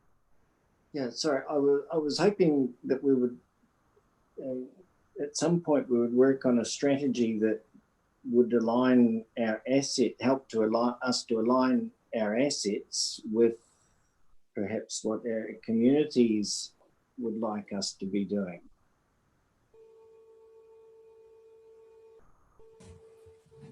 Like it doesn't sound like there's any room for input into these strategies. So, Oh, this is just, my understanding is this is just the beginning of identifying what strategies we need. All of these would be consulted on with their communities, because the strategy is about us understanding what direction we are going in. Well, that's informed by the people that tell us from our communities. So we would always have to go out and engage and consult with them in this process. okay, thank you. Julie? Councillor Harper. Yes, Madam Chair. These strategies, I think a lot of them have over the years been actually undertaken by the local communities. And it appears to me as if we are trying to put an umbrella over the top of the whole lot so we're all going in the same direction. But try getting 15 communities to go the same way for the same reason, and we're going to have a bit of a job to make them work, I believe. I could be on the wrong track there, but that's just my thoughts anyway. And I do agree with Don. A lot of them, do we actually need them? And if they're taking a long time to get organised, maybe we should be looking at the reason why, as Christine said. Thank you through you, Madam Chair. That's exactly the process we're undertaking. Councillor Harper, is probably the last thing we want is a stack of 12 door stoppers lying on someone's shelf that no one ever looks at again. So part of our process is to look at what actually do we need. And I see that because we do have a strategy deficit, I see we're in an extremely advantageous position, and we have a great opportunity in front of us for strategy development to look at how that could actually look. Mr. Capel is certainly a fan of strategy on a page, so we'll bring that back through in the next couple of months. There being no further questions on that, we will be all looking forward to that report that you are going to prepare for us at the meeting in July there. So hopefully I'm not cutting anybody off here, but is there someone willing to move the recommendation that's on page 54? Happy to move it, Madam Chair. Thank you, Councillor Kramer. A seconder, please. I'll second it, Madam Chair. Thank you, Councillor Duffy. All those in favour, please say aye. Aye. Against? Carried. We might take being now over the hour and a half, we might take a 5-minute break and be back here in, what time is it? Say 2:45, 2:46.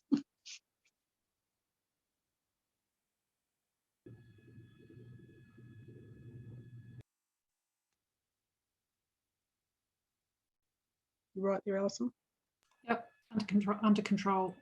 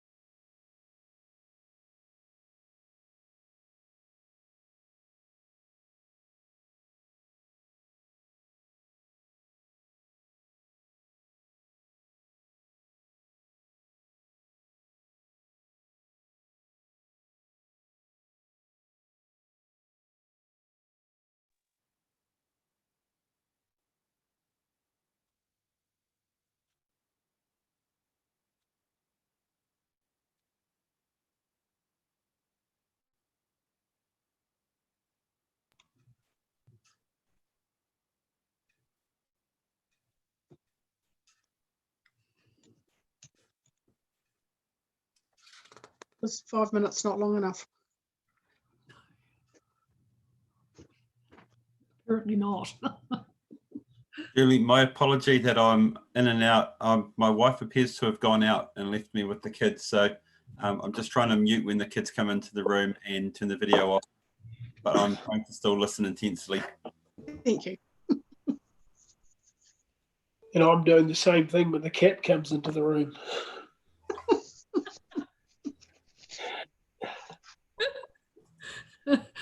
Oh, love it. The joys of from home. Ange doesn't seem to think that I'm working from home. It's just you're sitting on your computer again. So he thinks I can multitask.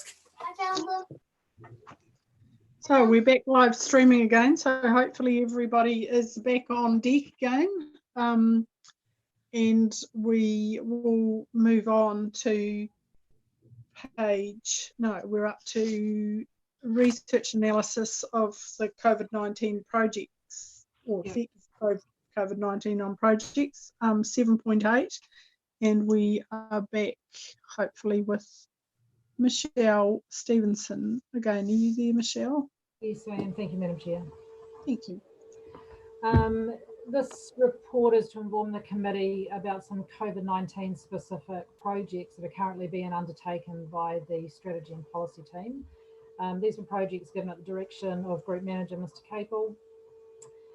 So as we're all aware, on 11th of March, the World Health Organization declared COVID-19 a global pandemic, and by 25th of March, New Zealand was in level 4 alert and in full lockdown. So while we know that the flow-on social, health and economic effects of the pandemic will be significant, in many ways it is still too early to make some major predictions and assumptions about what the future may hold. What we do know is that Southland has extensive enterprise in tourism, agriculture, farming, and in some areas a reliance on international visitors, workers and markets, and will not be immune to the impacts of COVID-19. There will be impacts within our communities, including an increase in unemployment and widespread economic and social disruption, and this is anticipated for quite some time. So over the past 5 weeks, staff have been working on a number of COVID-19 specific research projects. These include a district wellbeing scan, what lessons we might learn from previous events, understanding the platform from which council would consider reprioritising work streams and levels of service that are planned and underway, a review of the significant forecasting assumptions from which we base our long-term planning, and an initial assessment of the regional destination strategy. All these projects take a Southland specific viewpoint, but they are influenced and informed by literature from around the globe. These pieces of work are currently in draft form and are scheduled to be presented to the executive team to discuss, and then council following this as soon as practicable. So there's a number of options in front of the committee to consider with this work to endorse the projects underway, from which we maintain a watching brief, to investigate potential and likely impacts in far greater depth and for an extended period of time, or to cease work altogether on COVID-related projects at this time. So the information relating to COVID-19 and its impacts across the globe is just being updated and informed every day, and it changes every day. So although there is still much unknown, we are still gleaning as much as we can from around the world, national, regional and local. So I'm very happy to take any questions on this report, and Mr. Capel is also present, who may have some thoughts on this too. Thank you, Ms. Stevenson. Mr. Capel, did you have any comments you wanted to make in support of that? No, I think Ms. Stevenson's covered it off. I mean, I'm happy to, if there's any questions, I can answer those if Ms. Stevenson can't, but that's fine. Thank you. Are there any questions? Seeing any come through.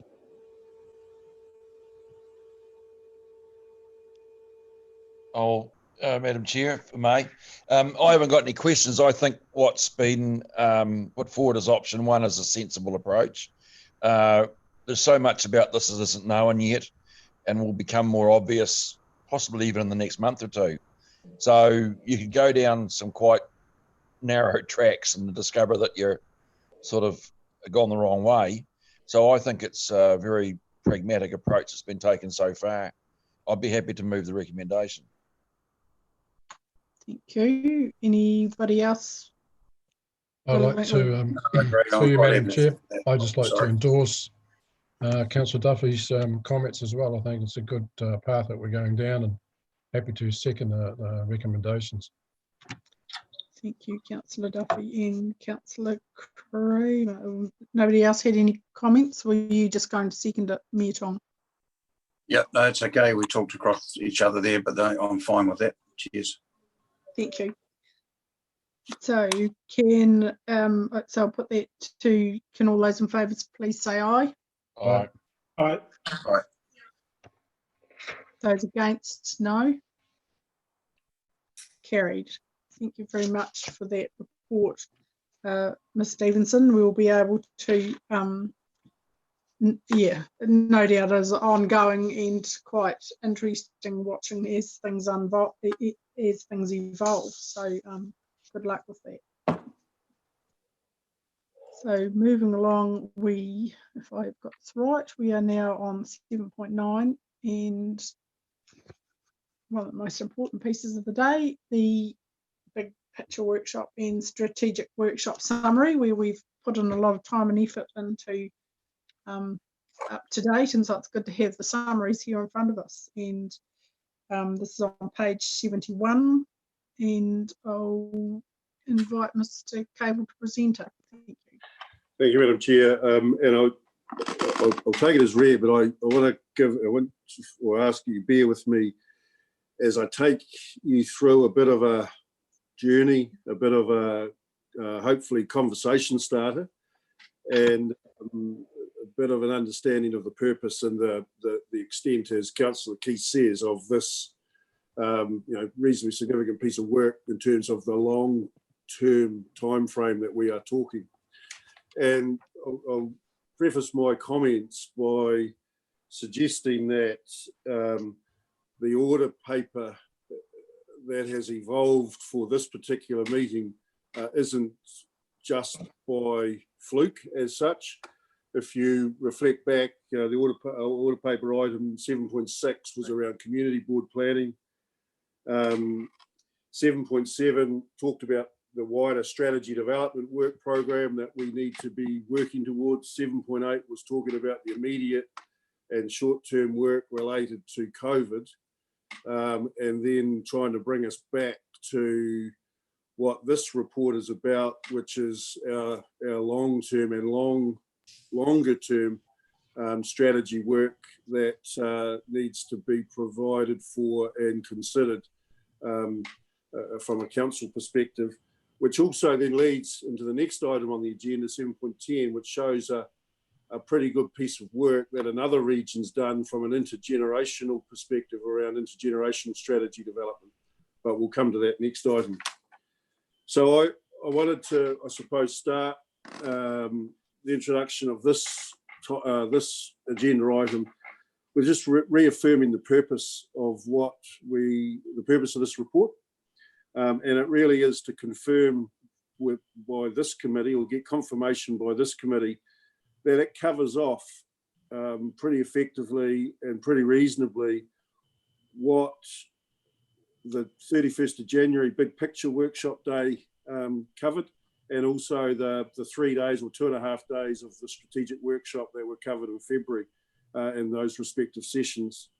And the other primary purpose of this report is to get direction from the committee so that a further report will go to council at its 20th of May meeting to get a sign off as far as the draft strategic framework goes for the LTP. So two reasonably significant purposes of this report. First is to get a confirmation that it fairly reflects the main points, the highlighted points out of the big picture workshop that Alicia Mackay ran for us, and the strategic workshop that we undertook over the 2.5 days in February. And secondly, that if that does reflect that we then utilise that to support the work that needs to go into getting the strategic framework back to you by the 20th of May. I think in the context of introducing this report as well, it's important to acknowledge that on the 31st of January, we weren't necessarily, while coronavirus, as it was sort of commonly known then, was recognised and happening around, certainly in China and shutdown of Wuhan, it hadn't really taken effect or been recognised as to what necessarily effect it might take, 2 months on.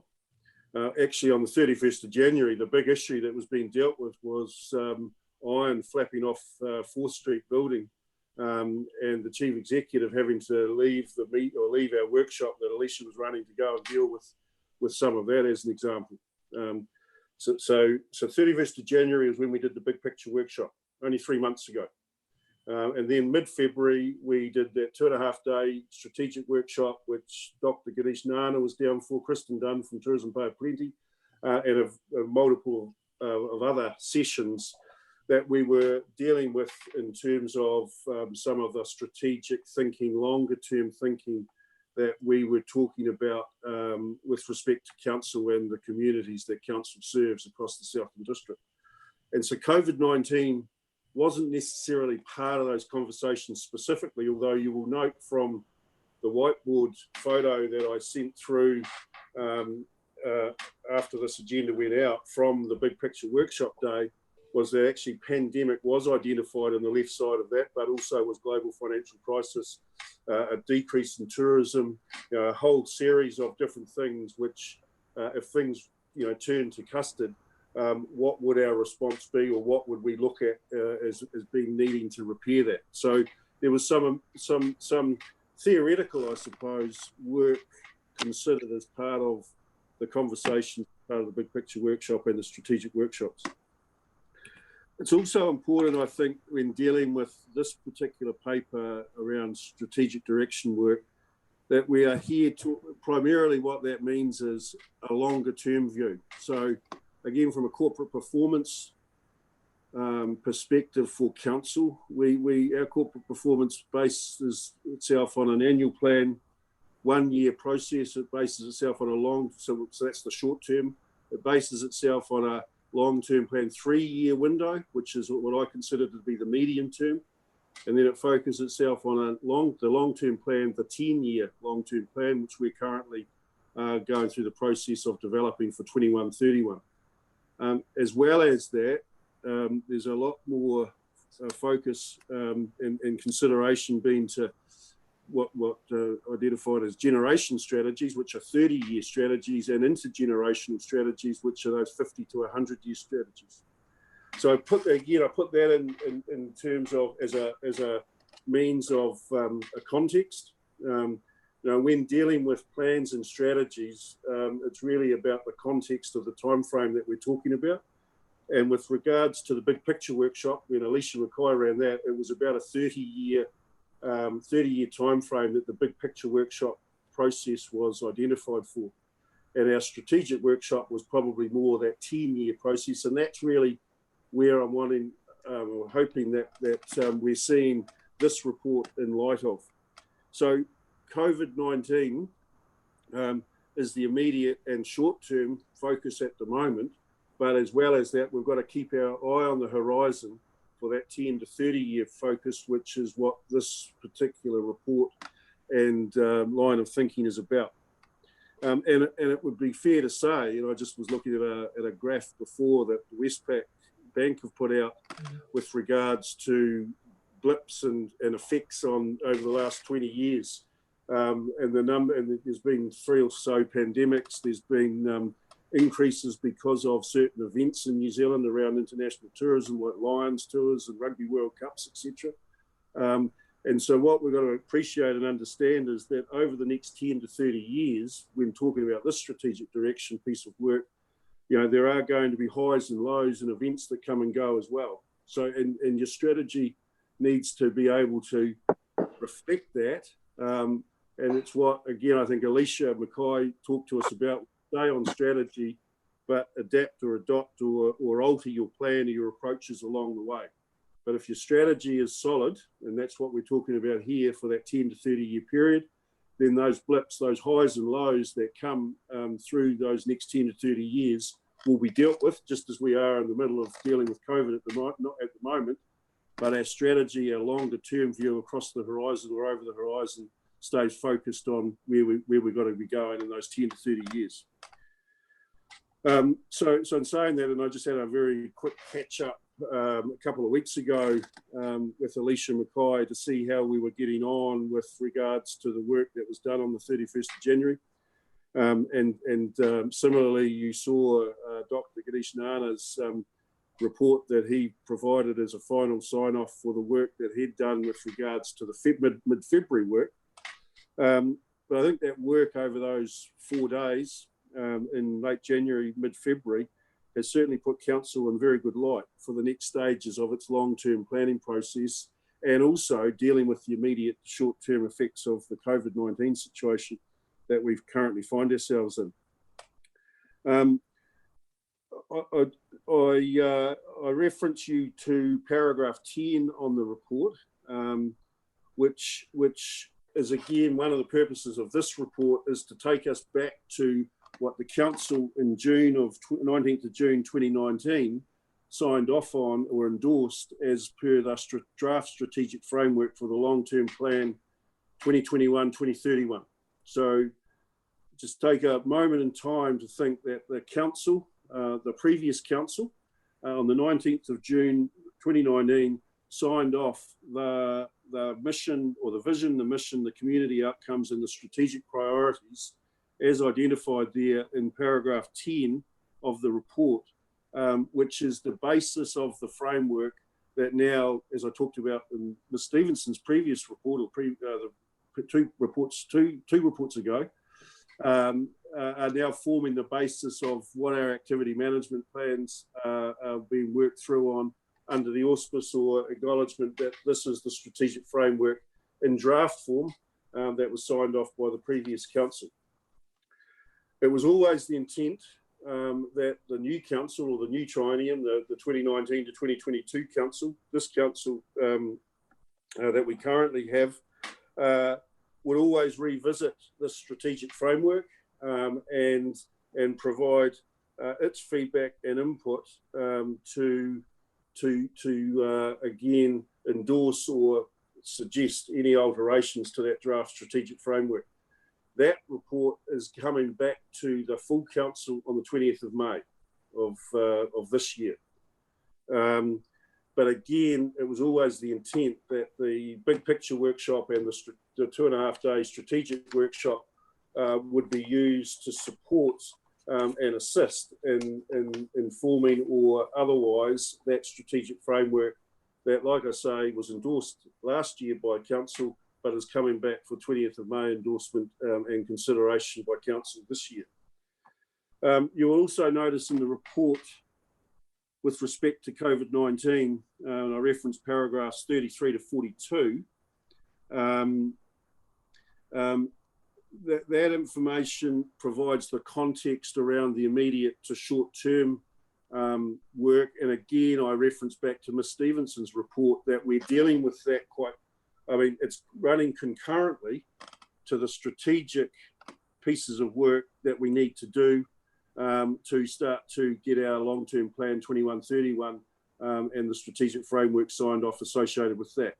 So COVID-19, while it's not been ignored as part of this strategic conversation, and you'll see there in paragraphs 33 to 42, you'll see that, and with Ms. Stevenson's previous report, you'll see that the type of work that is currently underway and will actually support and assist and inform some of the longer term over the horizon thinking that that will support the 10 to 30 year strategic work that we're doing in this space now.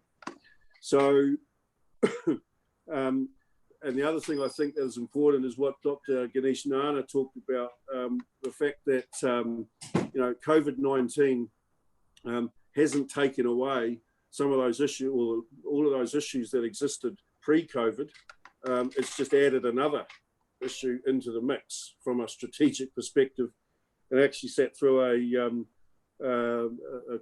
Zoom meeting earlier this morning where someone mentioned that the needs as a result of, we need to understand what are the needs now as a result of COVID-19 versus what were the needs of our communities before COVID-19, and not blame COVID-19 for now not dealing with those needs that were identified, you know, pre-COVID-19.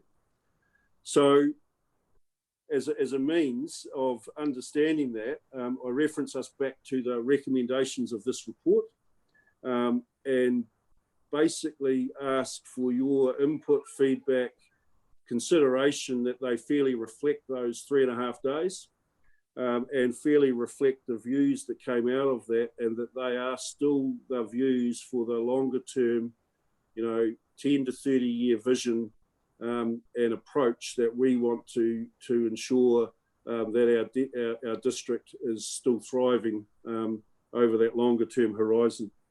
And as I said before, I think it's important we understand that longer term horizon in the context of all of the other work that goes on in between times as well.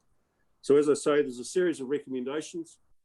Certainly encourage the conversation amongst you as a committee to get us to the point of clearly understanding your views as we have progressed from the 3-month period of 31 January when we first had the big picture workshop to now, and ensuring that we're still on the same journey and the same path to progress the work that needs to be done for our long-term plan 21-31 and the strategic framework associated with that.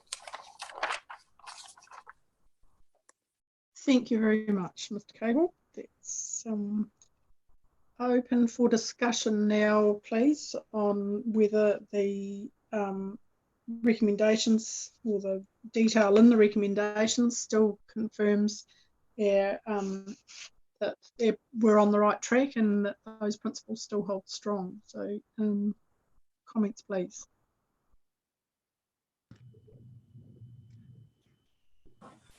Yeah, you there, Julie? Certainly, Councillor Harper. Yep, thanks, Madam Chair. Yeah, Rex, I think that's a very good presentation. We're certainly on the right track.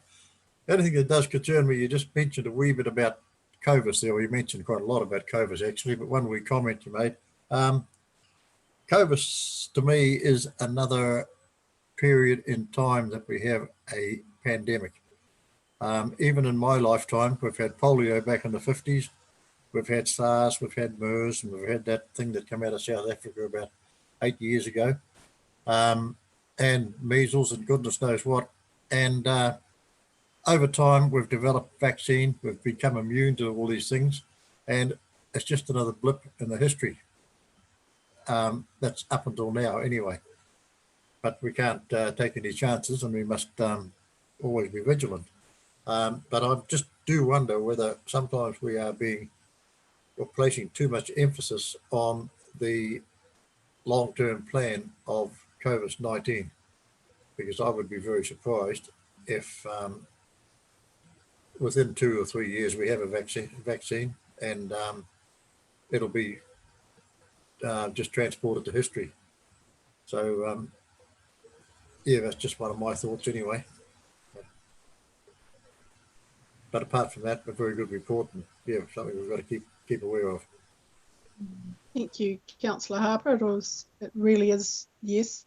I think the comment in that Mr. Cable made in there about the issues that were already there pre-COVID, make sure that we still carry on and deal with them, despite the fact we have to deal with COVID as well. And yeah, it's managing the 2 to 3 years before that we adjust to getting a vaccine or finding a way around this. It will evolve, no doubt. Councillor Owen. Yeah, just thanks, Rex. Just in relation to the key outcomes, one thing that is picked up in the principles but isn't reflected in the outcomes is around the environment. There's no mention of that in terms of an outcome, and I do remember that coming up a number of times throughout the 3 days.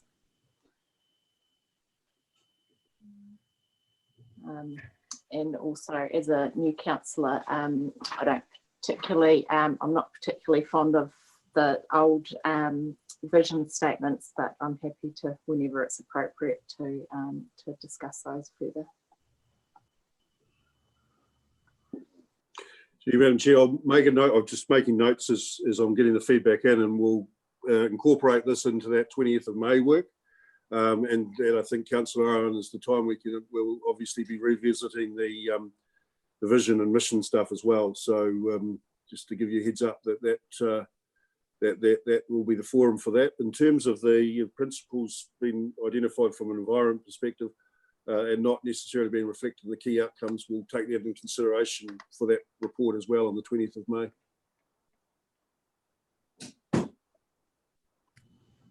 Thank you. Any other comments? Yeah, through you, Madam Chair. I'd like to echo Councillor Harper's comments as well.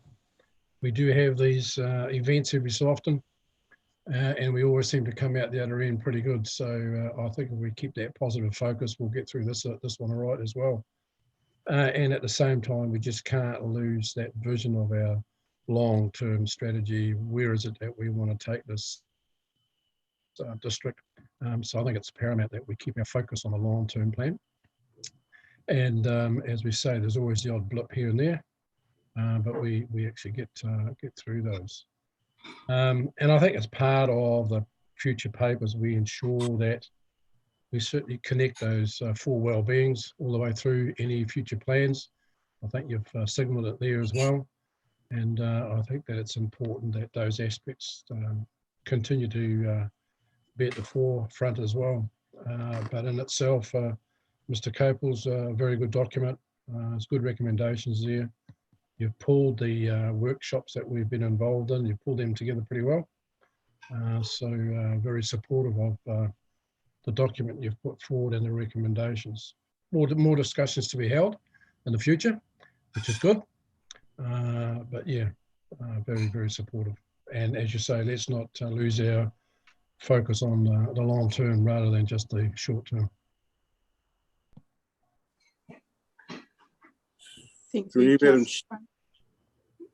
Madam Chair. I just perhaps elaborate a wee bit further on Councillor Kramer's point around the 4 well-beings. It was certainly raised after or during our strategic workshop 2.5-day session, and I think even in the last session I indicated or mentioned that the 4 well-beings came through strongly throughout those 2.5 days. So therefore it was important we didn't take our eye, or we incorporated them as we developed an approach going forward.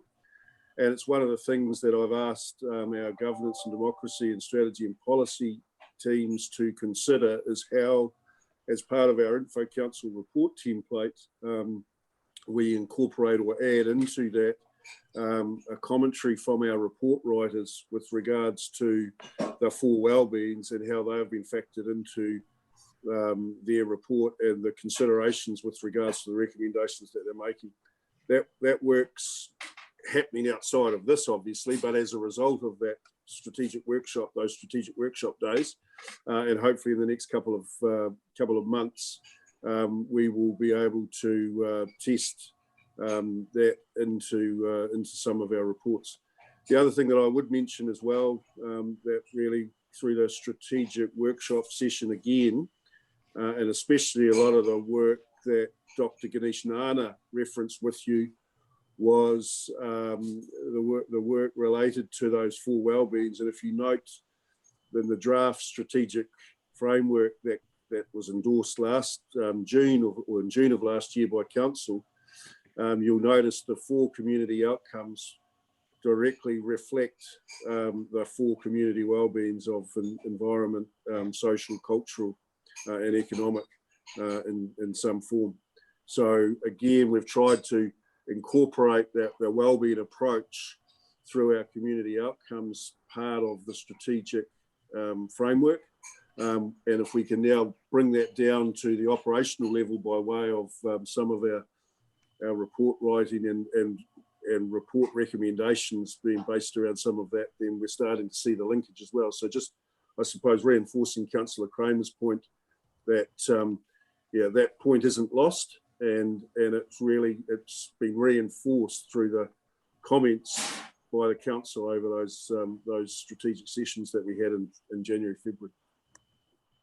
Mr. Capel, if I can just confirm that an Info Council review is underway as we speak, hopefully within the next couple of weeks to have something through, but the full wellbeings was a primary consideration through that review of the report, alongside iwi relationships and also risk. So some of those key issues that are starting to flow through across a variety of channels to look at how we author reports and for decision making.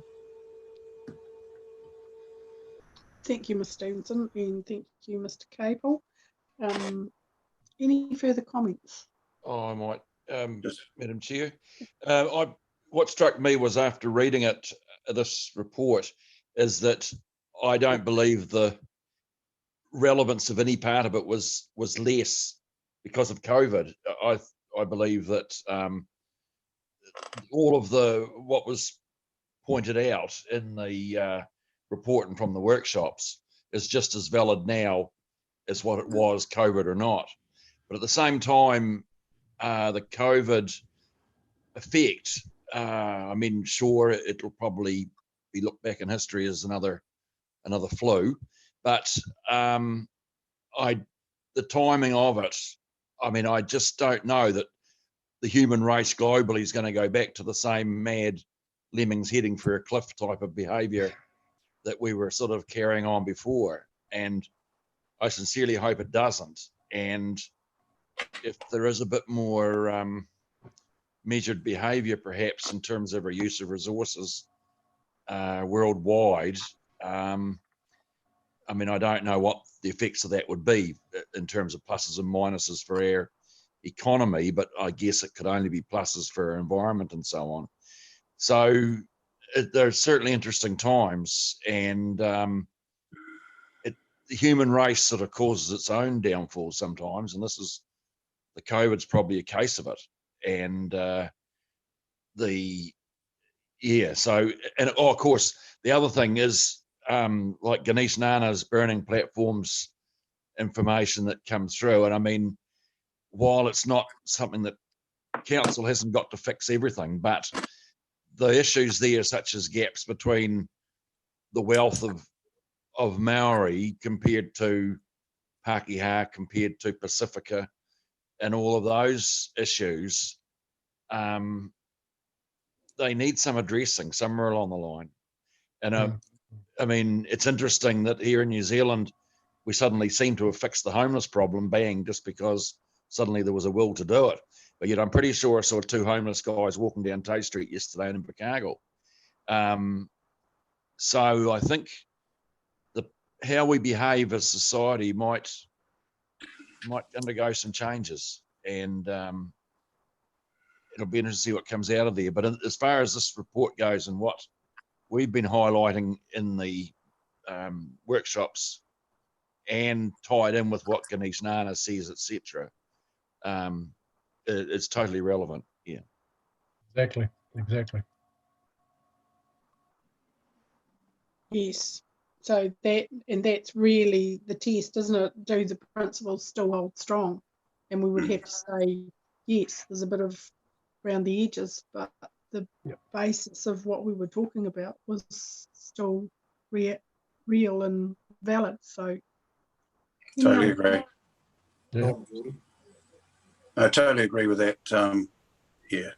And fantastic piece of work that's gone on behind the scenes, as well as what we've done as councillors around the table as well. So to get to this point is fantastic. Thank you. Any other comments? Yeah, Councillor Byers has got his hand up. Thanks, Councillor Byers. Yes, thank you, Madam Chair. And yes, I concur that Rex, you, Michelle, have done a good job here, capturing what was at those workshops. I'd just like to continue to challenge us a wee bit on around aligning how we manage our major assets, the roads, with these 4 well-beings. You've mentioned in the report that you endorse the principle and about changing the way we think, and including corporate beings. And we do know that our community is pretty keen to. So, as a challenge, I'd like to see us continue to look at ways to manage these roadsides, this vast roadside that connects our communities in a way that creates true asset environment, as opposed to continuing to pollute the water. And I don't think it would be that hard just to incorporate some planting. Start with a few plantings along the outsides of towns. You might find that people in our community would be keen to get involved. And I'm pretty sure that there'd be a lot of different ways that people would come up to change that management of our roading network so that it becomes a green corridor. You know, it's done in other parts of the world, and it really creates an asset. One other area that I was wondering if it needed to be in there, because I think it was talked about in the workshops a bit, was this, the local food movement, perhaps food security, and how it relates to our economy, community health. So those are just a couple of ideas I just wanted to throw out there. Thank you. Thank you, Don. Any other comments?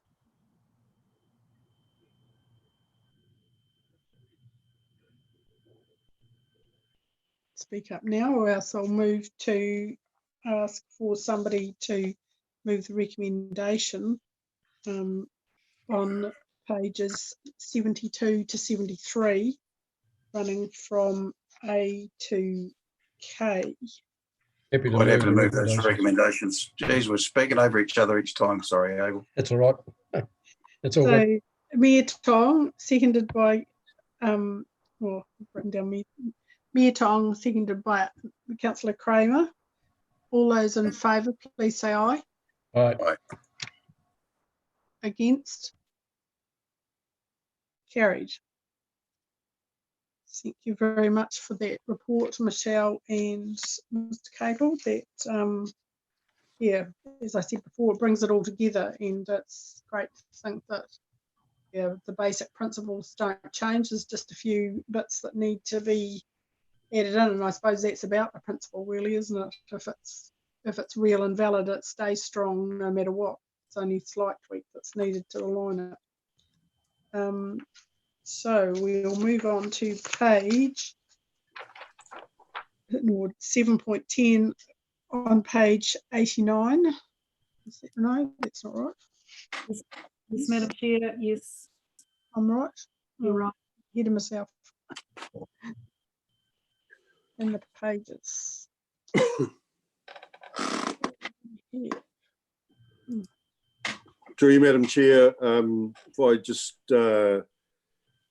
take you through the report, which is one of the more standard reports now that we're trying to incorporate into the Community Strategy Committee meeting order paper. And really, it's just its purpose is to provide the opportunity for consideration of recent developments and points of interest under that umbrella or heading of the 4 wellbeings, but also a fifth heading there around what else is happening around other regions. And to be fair, the bulk of this was prepared for your March report, which for your March meeting, which was cancelled as a result of COVID-19. But I think this shows you that actually it's still relevant, because I've taken out a couple of a couple of the topics that were in there, but haven't necessarily or haven't added any others in that time frame. And actually shows you the topics that were top of mind under that wellbeing framework. Still are a bit relevant and appropriate today during the COVID situation. I think it's important to note the significance of the agribusiness agenda and the Ministry of MPI outlook, and that will obviously be a watching brief, especially for our agricultural community.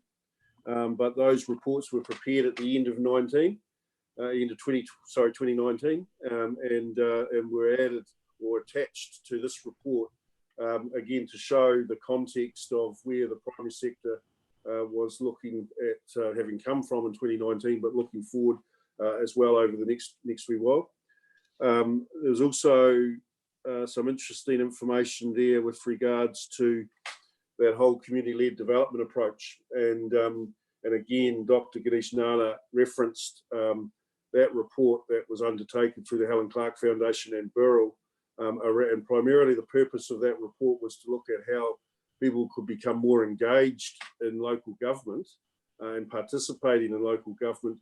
And where it actually ended up was promoting and advancing the concept of community-led development, being at the forefront of actually engaged communities.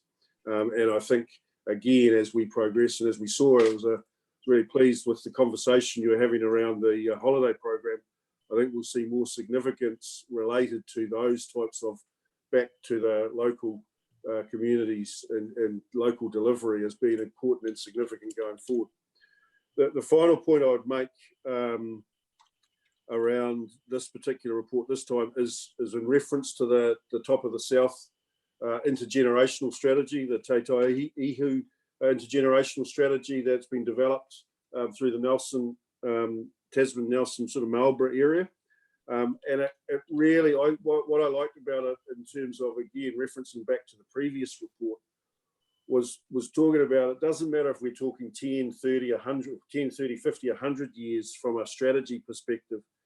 It really is a roadmap reflecting a journey and a coming together and a sharing of ideas to get us where we need to be got to. And this particular intergenerational strategy that, again, I've attached both the PowerPoint that was presented to the Economic Development New Zealand conference last year, which I didn't attend, but which I saw the presentations online, and we read through those presentations online, so identified it from the Economic Development New Zealand's conference that was held in Blenheim last year, but also the detail of the plan or the strategy itself and the process that they got there through. But there was a number of points in that intergenerational strategy that resonated with the type of work that we're trying to do as a council, through our community-led development approach, through our community board planning approach, through all of the stuff that we've talked about today. And what, again, I liked out of that intergenerational strategy was the succinctness and the conciseness related to the wellbeing framework and the intergenerational outcomes. It's something that I think when we start to advance through to our integrated strategic planning work, will be a really good model for us to go back to and think about and consider. And I couldn't go without saying, I just thought their vision was outstanding, their vision about being good ancestors. So I will open, or that's basically just where I wanted to finish the introduction to this particular report. But as you know, we're trying to continue to provide this level of information for this committee to consider in that wellbeing space going forward as well. So happy to answer any questions and open it up for discussion through you, Madam Chair. Thank you, Mr. Capel. Yes, any questions? I quite like the statement of doing things better by doing things together, and I thought, well, that's really what I hope we're achieving with our community board across the district community board network. And yeah, thought lots of reading in there, but some really interesting stuff. Lots of reading. Any questions, comments from anybody? Yeah, just a comment about the reading. There is lots of reading there and a lot of links, but certainly that Helen Clark Foundation document was pretty good to have a flip through as well. Thank you, Mayor Tong. More than happy to move the recommendations if there's no further discussion. Just waiting to make sure that there's no further discussion, and we'll take that. So do I have a seconder for the accepting? I'll second that, Madam Chair. Thank you, Councillor Harper. All those in favour, please say aye. Aye. Aye. Aye. Aye. Those against, no.